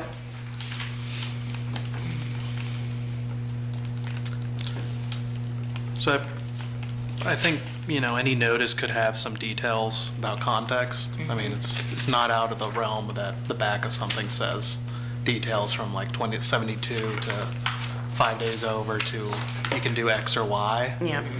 And that's, you know, something that could be written out in a policy or down the road somehow implemented into practices that the housing authority staff does. I do agree with this inspection decals, and then you could, for lack of a better term, wordsmith a little bit about including, or I don't know, with axles, trucks, I mean, you can get a box truck that's 2 axles, like, but you know, excluding that, there's wordsmithing that could be done. And then part of me, and it's like maybe a knock on wood, but it's like if you do that, I do understand staff wanting to get forward with a policy, so maybe there's a revision where we could soon vote on that also. I would So love that to we hear revise and vote before the year's out, if we can. I have, maybe it's a dumb question. So there's the impound fee and the drop fee. What is a drop fee? Is that like I drop your car off my tow truck? Yes, so if they have your vehicle hooked up, they can actually take your vehicle. Once they have your vehicle hooked up, they actually have possession of it. There's a drop fee that the city of Charlottesville passed as the max, and that's. So if you ran outside and caught them, you would pay $50 and they would put it back down, versus if they take it away, you have to pay the $150, or do you have to pay $200? You pay the $150. Okay. And if the vehicle stays there over 24 hours, then it's $150 plus the $85 a day. Yikes. Okay. And those are rates that are set by the state. Oh, okay. I mean, yeah, towing rates are pretty shitty. Pretty, yeah, they are. They're pretty consistent. But since everyone likes to hear about my kids, one just had his towed off Main Street, and that's what he had to pay to get it off. He didn't know he couldn't park there. Don't park You across. got a lot of park fun. I have a lot of The kids. private lot. Oh, no, he was like parked on the street across from, whatchamacallit, Mexicali. And then he was very perplexed as to where his car might be when he came out. But anyway, so that does seem to be the going rate. Okay. I'm just rambling. Any other questions or feedback for, on the parking? I don't have any more. All right, thank you, everybody. Good discussion. Housing director update. John Sales. Yep. Not too much of a change here. We currently have, for the month, $76,000 owed. That's 0 to 30 days. Those are folks that owe for the month. Of that, 55,000 of it is in public housing. For the total unpaid, it's $160,000 in public housing, about $211,000 across all CRJ properties. HUD's estimate or goal target for tenant accounts receivable is 1.5% or less. We are at 10%. So we are far over the goal. We do have 28 UDs that are currently being processed and 28 pending first return for non-payment of rent.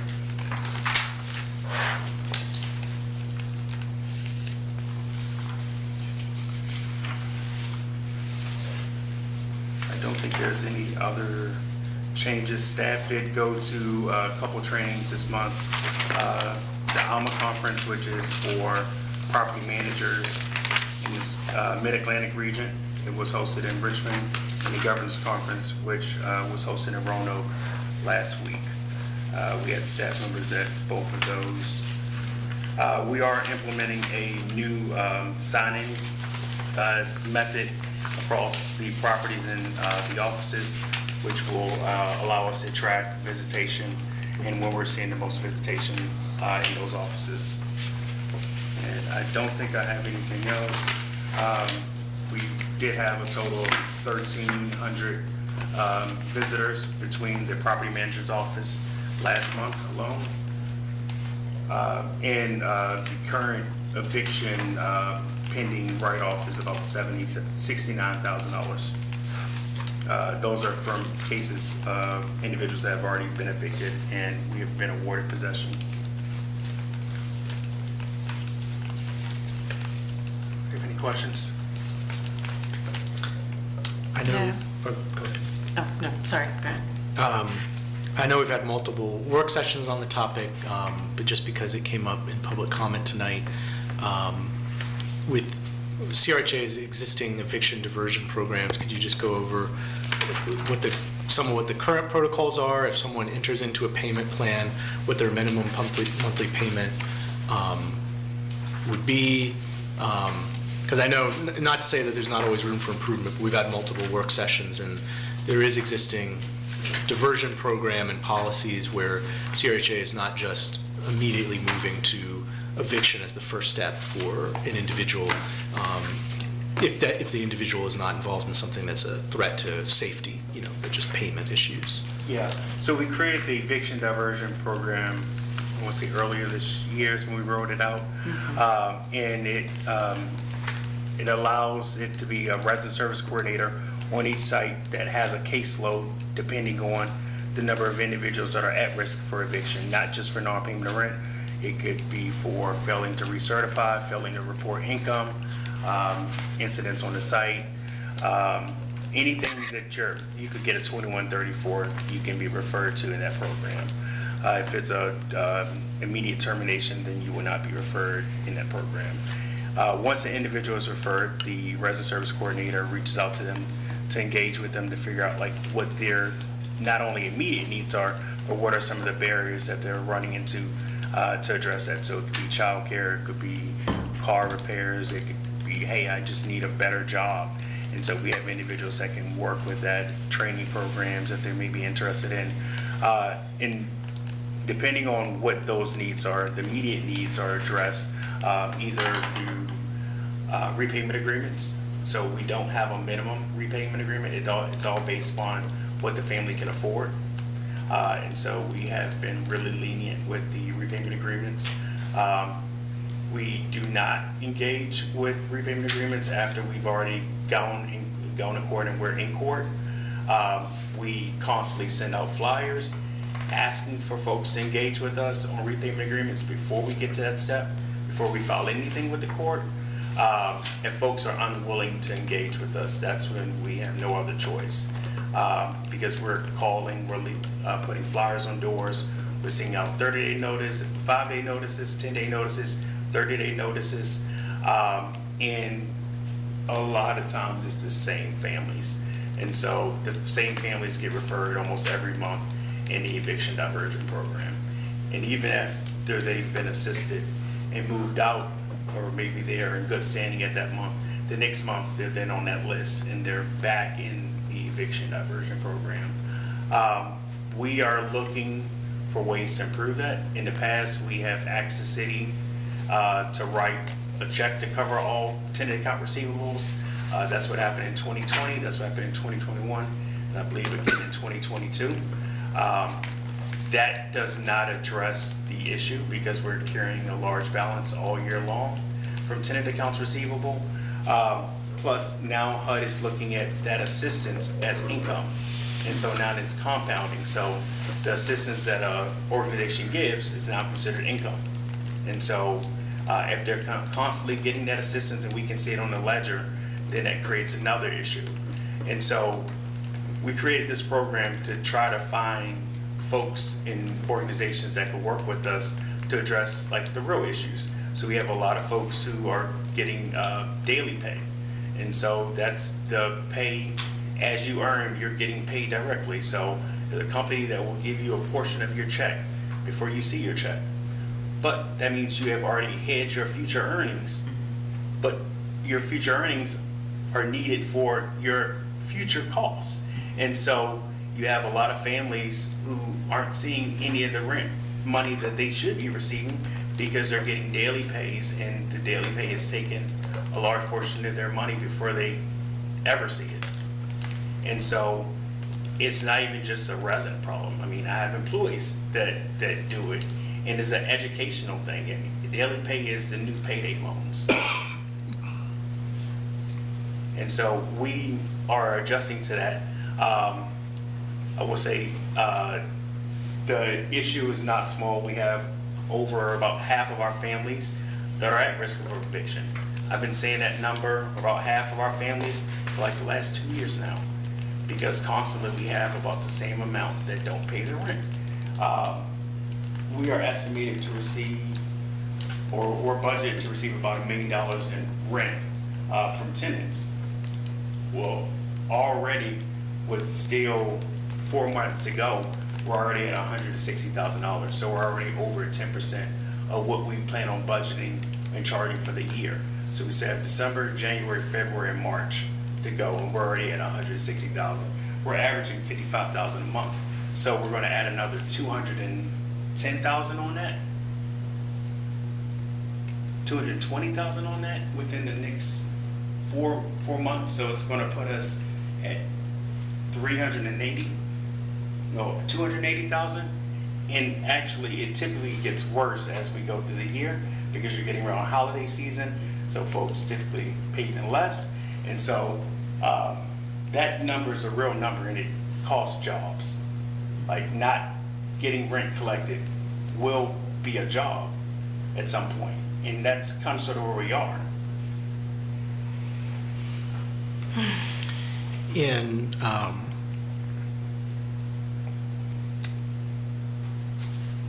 not that, not to say that the system is necessarily perfect, but, as things exist right now, it's correct that if someone is behind on rent, it's required that CRHA reach out to them a certain number of times before eviction proceedings could even begin, including via certified mail, multiple methods of attempted communication, and once those have run out, an individual formed eviction proceedings could begin.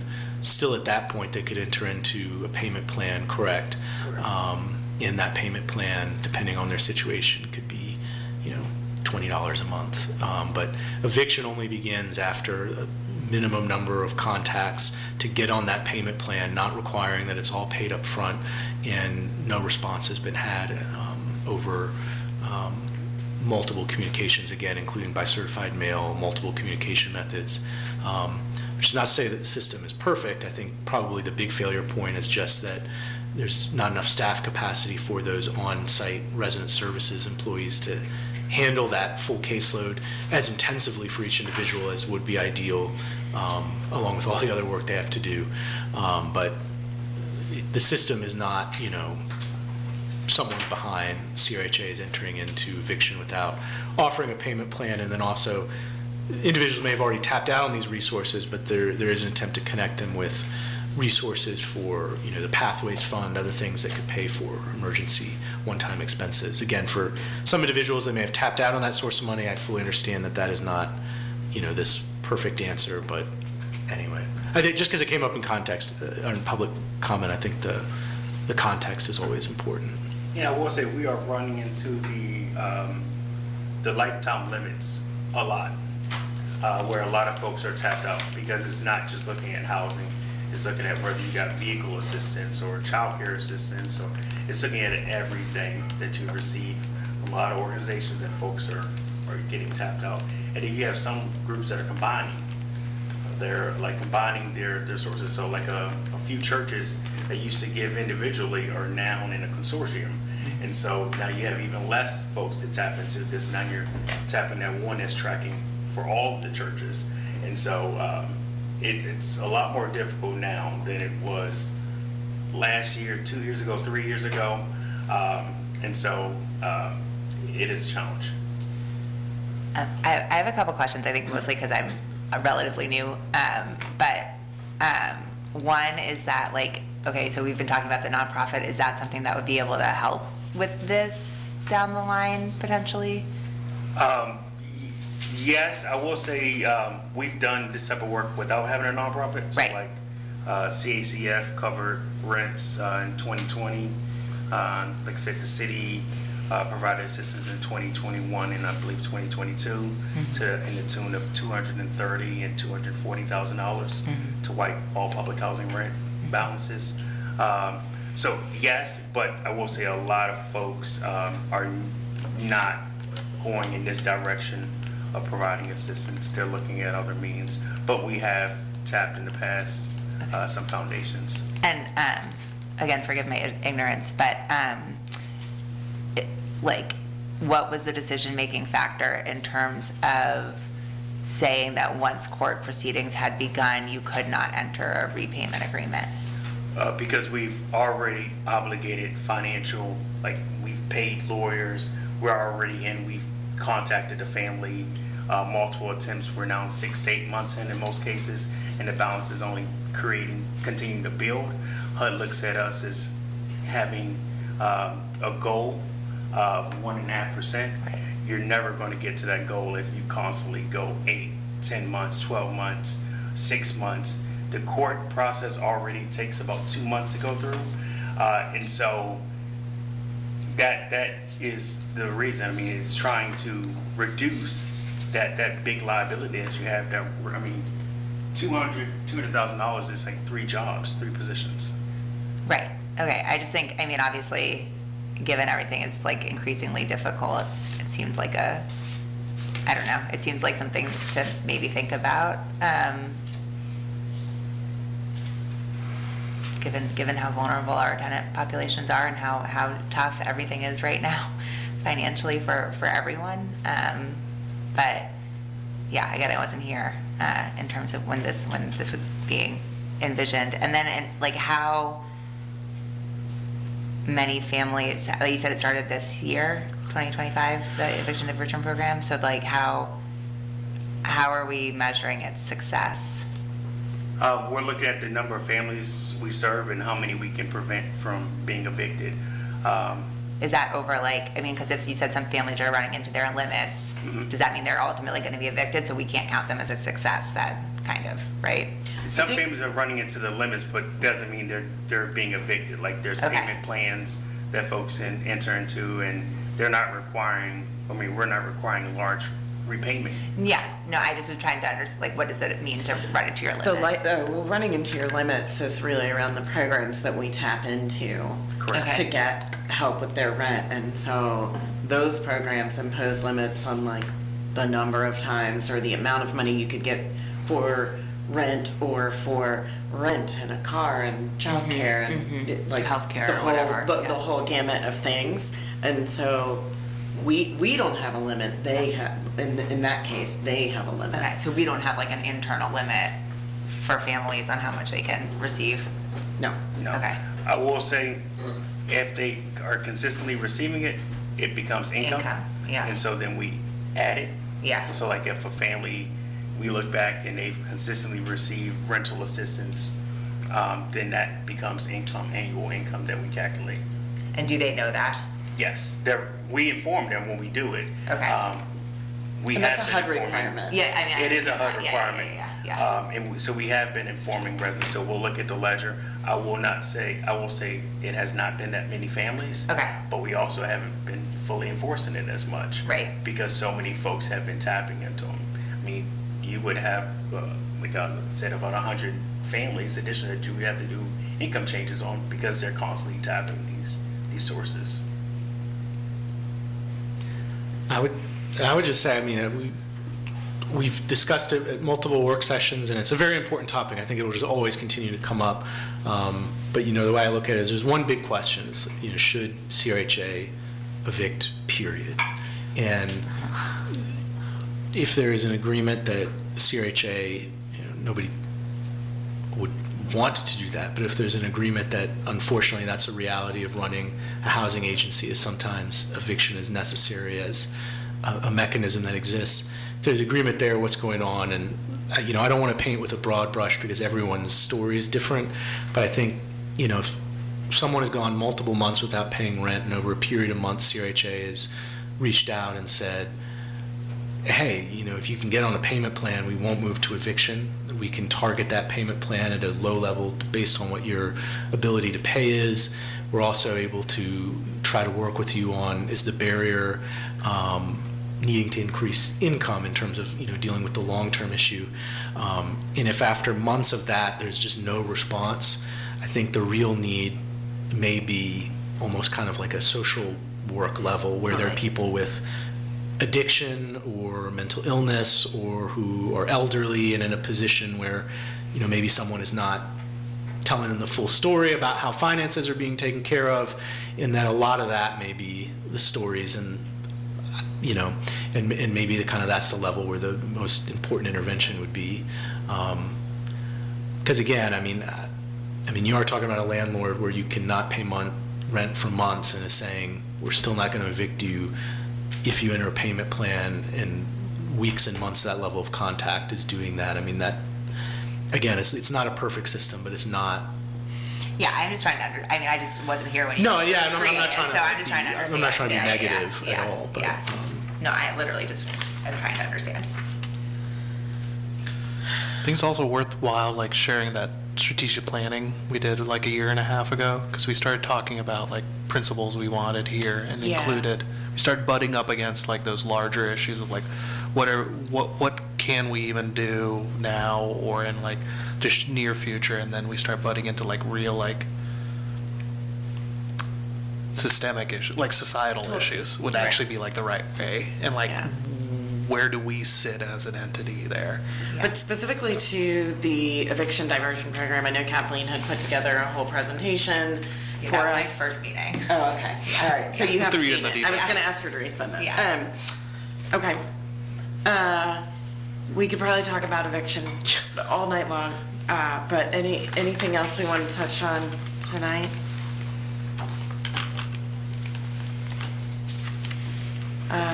Okay. John, we have HCV program manager Yes. update and finance update and executive director update. Is that all you tonight? Is that the John show? It is the John Show. Finance, I'll do that one. I don't have much of an update, so I'll be able to roll through these pretty quickly. Okay. So HCB, we don't have much change. I will say the HCB program manager is on here, Miss Hester. Oh, sorry. But I'm going to John, I do the didn't update. see. I'm not going to put her on the spot, but she is on here. We currently have 445 families in the regular HCB program. for a housing assistance payment of around $485,000 a month. We have 1,706 families on that wait list. We have not pulled from the wait list since we created the wait list about a year ago. There are 9 units that are looking. A majority of those are port-ins from the county or surrounding areas. The mainstream program currently has 37 participants for a voucher, a half payment of around $40,000. There are three voucher spots that are still open. We are at a shortfall in that program, so we're unable to lease those additional vouchers. What you're going to see with the mainstream program is really what happens at every housing authority voucher program in the country, where HUD gives you a voucher capacity that they believe is reasonable based upon the funding limit. And after a couple of years, you quickly realize that is not reasonable and not realistic to actually fill all of the capacity that you have. And so we have a capacity of 40. We are unable to fill 3 voucher spots. There are 48 project-based voucher units at Crescent Halls for a monthly HAP of about $60,000. At South First Street, there are 22 for a monthly HAP of about $30,000. And the last project-based site is the Crossings, which there's 19 with a HAP payment of around $14,700. For total, we have 635 families in the voucher program for a HAP payment of $698,000 a month. In the Sister program, which is the city-funded housing assistance program, there's 69 participants in that program for a monthly payment of $74,491. There were 57 inspections completed this month, 48 annuals, non-initials. We completed 51 annual research with 2 that are past due. And that is the stats for the HCV program. You guys have any questions? No, thank you. Thank you, John. Finance.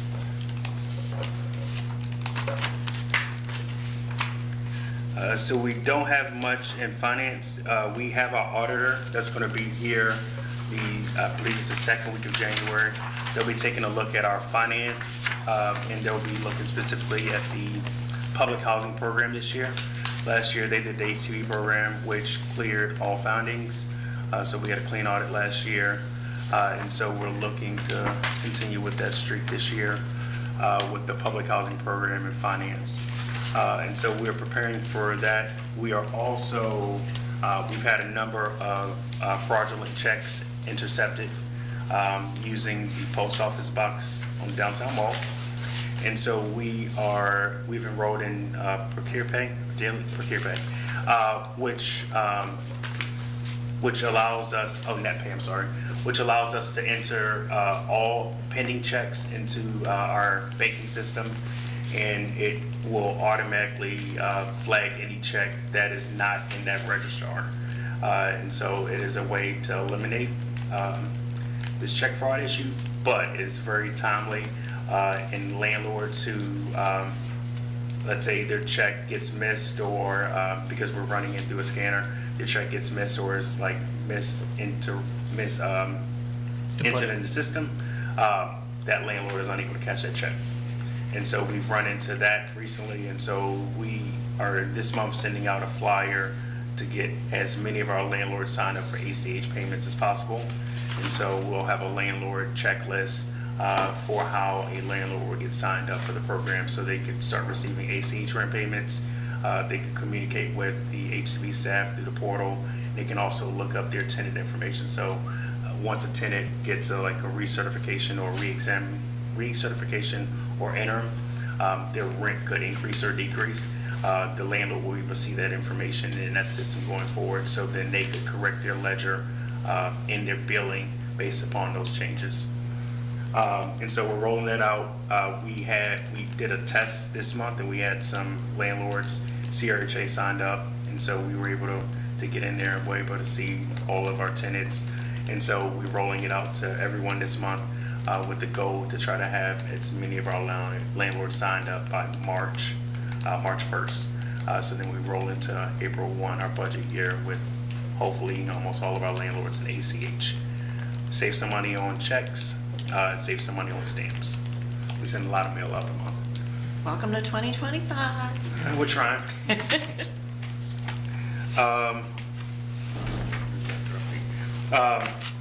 Do you guys have any questions on that?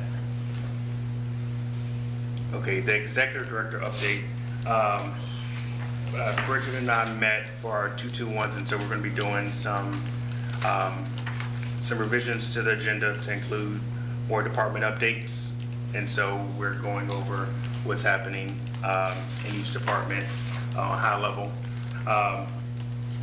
Most of the updates are included in the board report, but this will give individuals opportunity to actually hear some of this information and ask questions.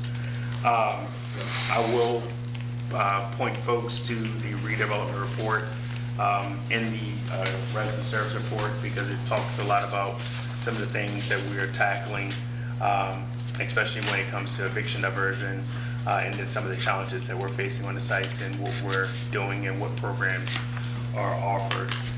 The redevelopment report is really important because it's talking about what units we have coming online, where they are in schedule. There are really nice drone shots that are capturing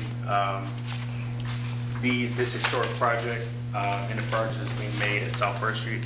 I will say they are moving extra fast. Yeah, I was gonna say, I was gonna give Brandon a shout out, but he left too. He'd had enough at 8 o'clock. I don't know why.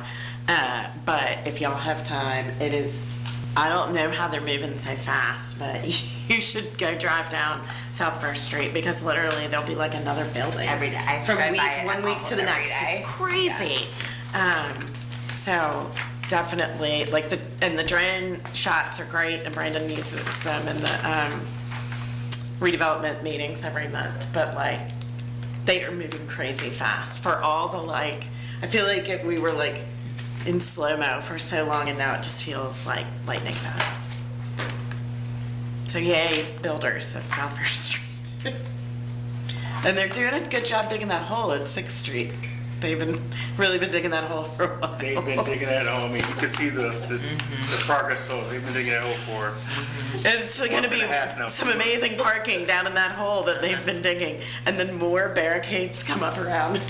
Yeah. Like every time I go back, there's like another row of protection I think from the hole. The barricade costs like $50,000. I think I just signed a change order for it today. So, very expensive barricade. So John? Yes.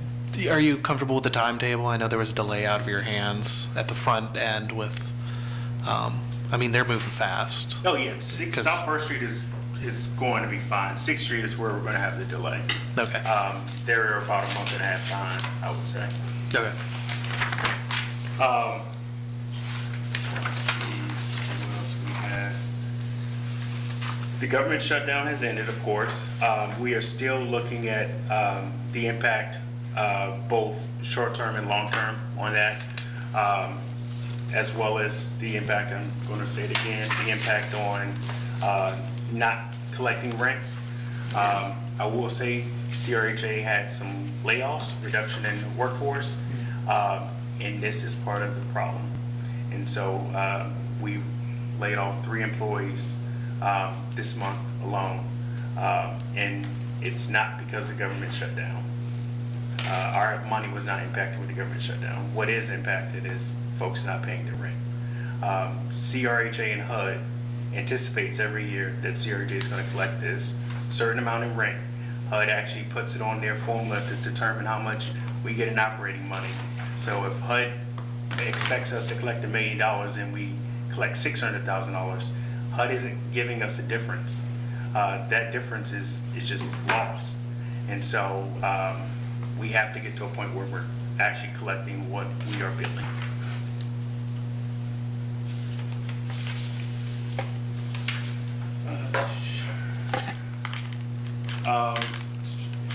The redevelopment report also looks at relocation, because we will be relocating families at the parallel track, and so that has started.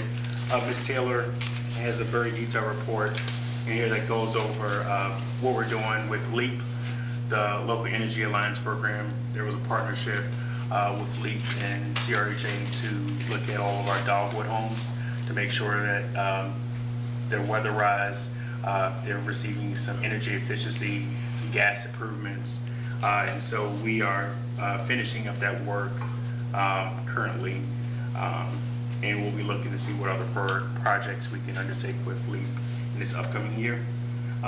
She also identifies the homeownership program in HCV. We currently have some individuals that are interested in that, and so they're going through the process. They're at different levels. Some folks are just became interested, and then we have folks that are actually in the first-time home buyers class and the housing counseling classes. And so we do have a goal to provide up to 5 housing choice vouchers, make them available for home ownership. And so we are working to complete that goal. I mentioned previously at a previous meeting language access and the changes that will occur there. We are still finalizing what other options are available to keep those folks employed, because we cannot use federal funds to cover them. And so currently Redevelopment's covering a lot of their costs, and it is non-federal money. But that will not be the case forever, and so we'll have to look to figure out how we continue to provide that service, because just like at West Haven alone, there are 9 different spoken languages, and it's roughly about 20 to 25% of our families, and it's our really large families, and so we have to be able to engage with them, and so finding the best way to do that and also cover the cost of that service. This program will be getting moved out of redevelopment to resident services, but that's to ensure that it is being fully utilized throughout the entire agency, including in the HCV program and the public housing program.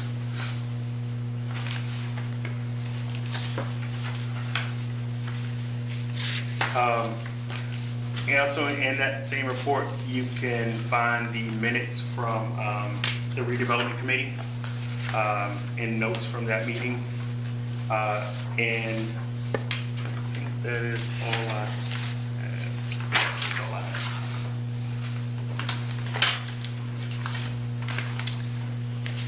All right. Any comments or questions for Mr. Sales? Alrighty. Open it up for public comments. Yes, ma'am.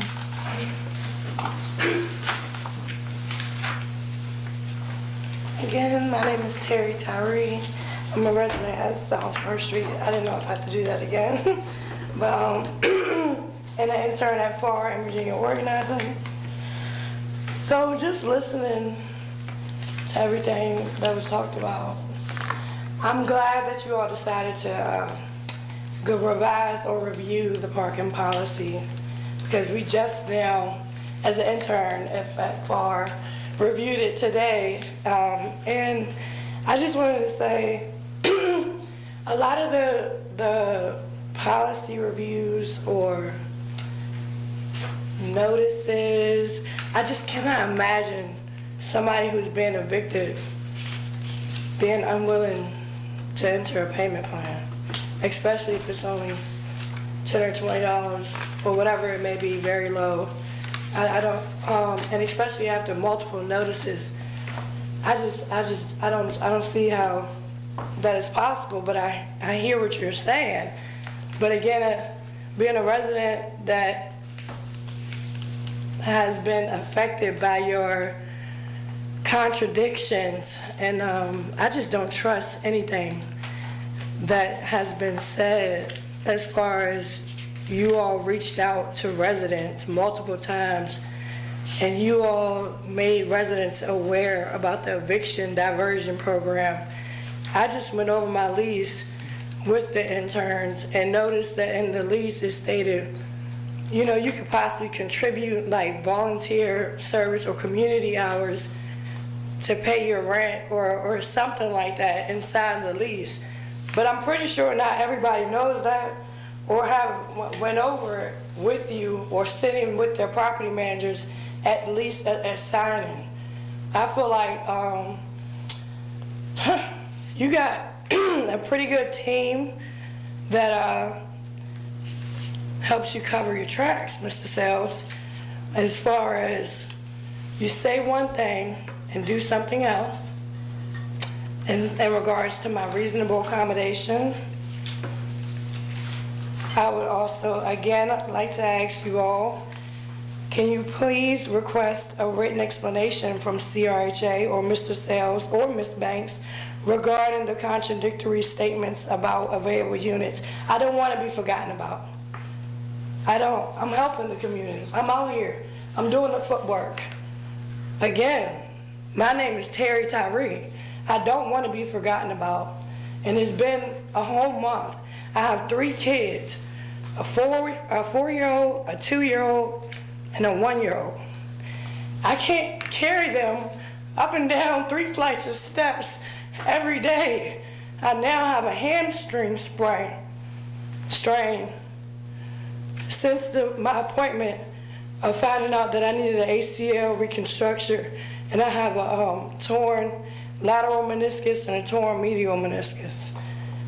I really, really don't hear any concern for the residents in your voice or in any of the policies that you create or make. It's like you do the bare minimum to look good to the city, and you're asking them for money, but ultimately this is not helping us. You're not helping us. You don't care. I told you I had 3 kids. I told you my surgery was on December 9th. And then you said that you cleared an audit last year, which is pretty surprising, because all the residents that I lived in West Haven, I lived in Mickey Drive, and I lived at South First Street now. There's rumors about embezzlement. Every month, somebody's money order or check that they pay rent goes missing. And I don't know how much of this information really reaches y'all. I don't know how much y'all really know. And I really hate that this is the encounter we have to have, because when I was so excited, I have it recorded. I was so excited, wasn't I, on November 6th, Mr. Sales? So excited when you said, yeah, all of them take HTB vouchers. Oh, well, would you be willing to transfer me? Yeah, which one? What are you looking for?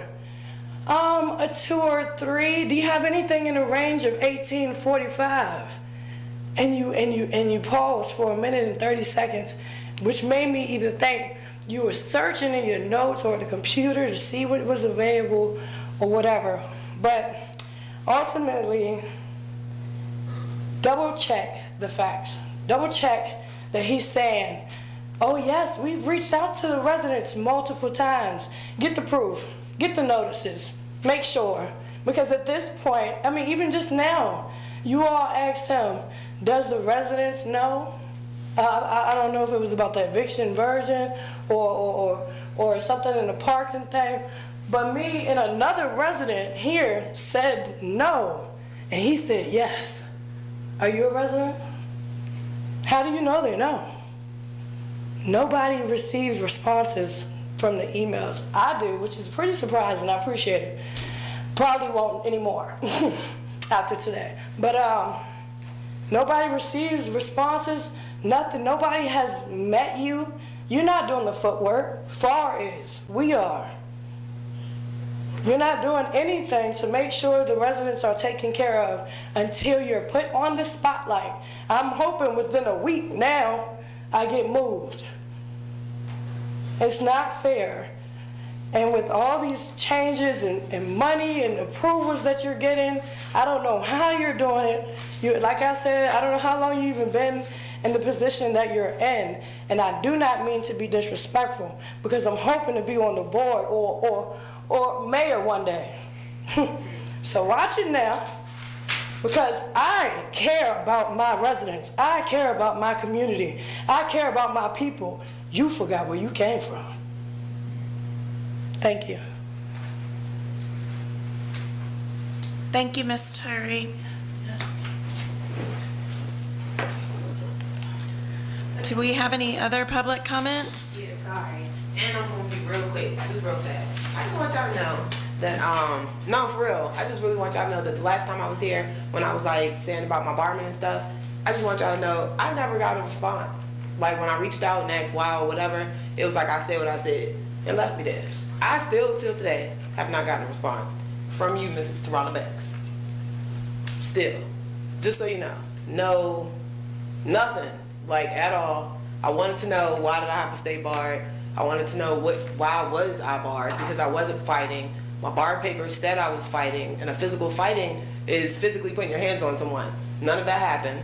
So when I reached out to ask why or, you know, any further questions, I was ignored. So I just wanted to tell y'all that too. That's all. Ms. Hork has her hand up. Okay. Thanks, Kathleen. This is Victoria Horrick again from the Legal Aid Justice Center, and I know it's late, so I won't keep everyone, but I will say, I was the one who brought up the eviction rate, and I would be happy to provide the board with some of the data that we saw looking at the court records. I'm not speaking about the low dollar eviction amounts just from anecdotal evidence of folks coming into my office, but these are like the amounts that are shown in the court records and the court filings. I also wanted to address one issue that I think Ms. Carnes brought up about how it wouldn't be fair not to evict families who have lower rent amounts when like families with high rent amounts are being evicted. That's why I think it's CRAJ's policy that after like a few months of not paying, people face eviction rather than like having a dollar amount cut off. And I would just say that those families that only pay, you know, $100, $200, $35 in rent, they truly have nowhere to go. So I think from our perspective, it's like those are the families that CRHA most should be trying to work with, because there really isn't any other housing for those families. And then sorry about the background noise, the third thing I would just say is we would urge CRHA to inform residents about how to get hardship exemptions and have their rent recalculated, just to make sure that those rent amounts are accurate and that that's not the reason they can't pay your rent. And in fact, there's a new state law requiring those kinds of notices. So we would hope CRHA sends those out to educate residents further.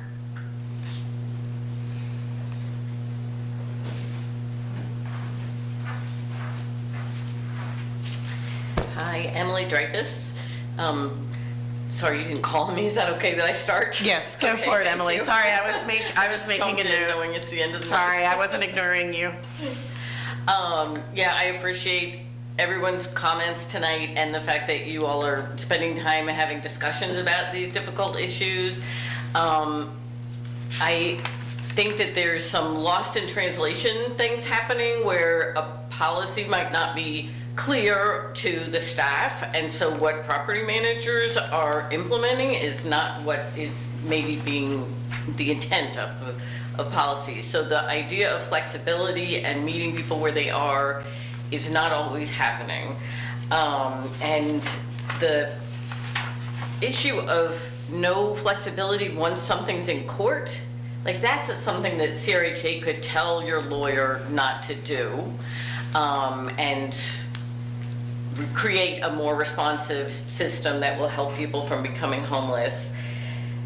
And lastly, I just can't let go that comment of Ms. Carnes saying that it was a soundbite when Victoria Horrock mentioned that someone was evicted for $154. That's a real human. I don't know what happened to him. I don't know if he became homeless or if he was able to rescue the situation at the last moment, but we really do need to bear in mind that people don't have other options. So I hope that we can make a much more resident-centered practice in the future. Thank you. Thank you, Emily. Okay, any, Sorry, one more real quick. I did not know about the rent program. I learned that in the internship, and I was really happy to learn that, because I was like, wait, what? You can do something to lower your rent if you owe some rent? That was really surprising to me, and I think that is really epic that y'all offer that. Like, I applaud you on that, I really do. I think that is amazing, but I did not know that, and I've been a resident since my daughter was born in 23. So that's 2 years, and I just found out this year. A week ago, we talked about this, 2 weeks ago. Yeah. I'm for real. You know what I'm saying? So that's how I learned about that. So when you make a comment of, do you know that? I legit was saying no because I legit just learned it from Miss Emily in class. So that's what I was, speaking on. So yeah. thank you. Okay, any additional comments? All right, I get a motion to adjourn. Motion. Second? I'll second the motion. All in favor? Yes. All opposed? Meeting adjourned.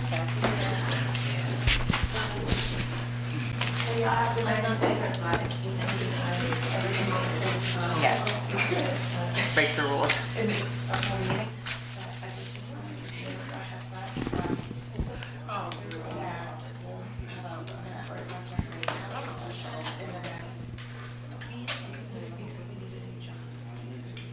And so our meeting with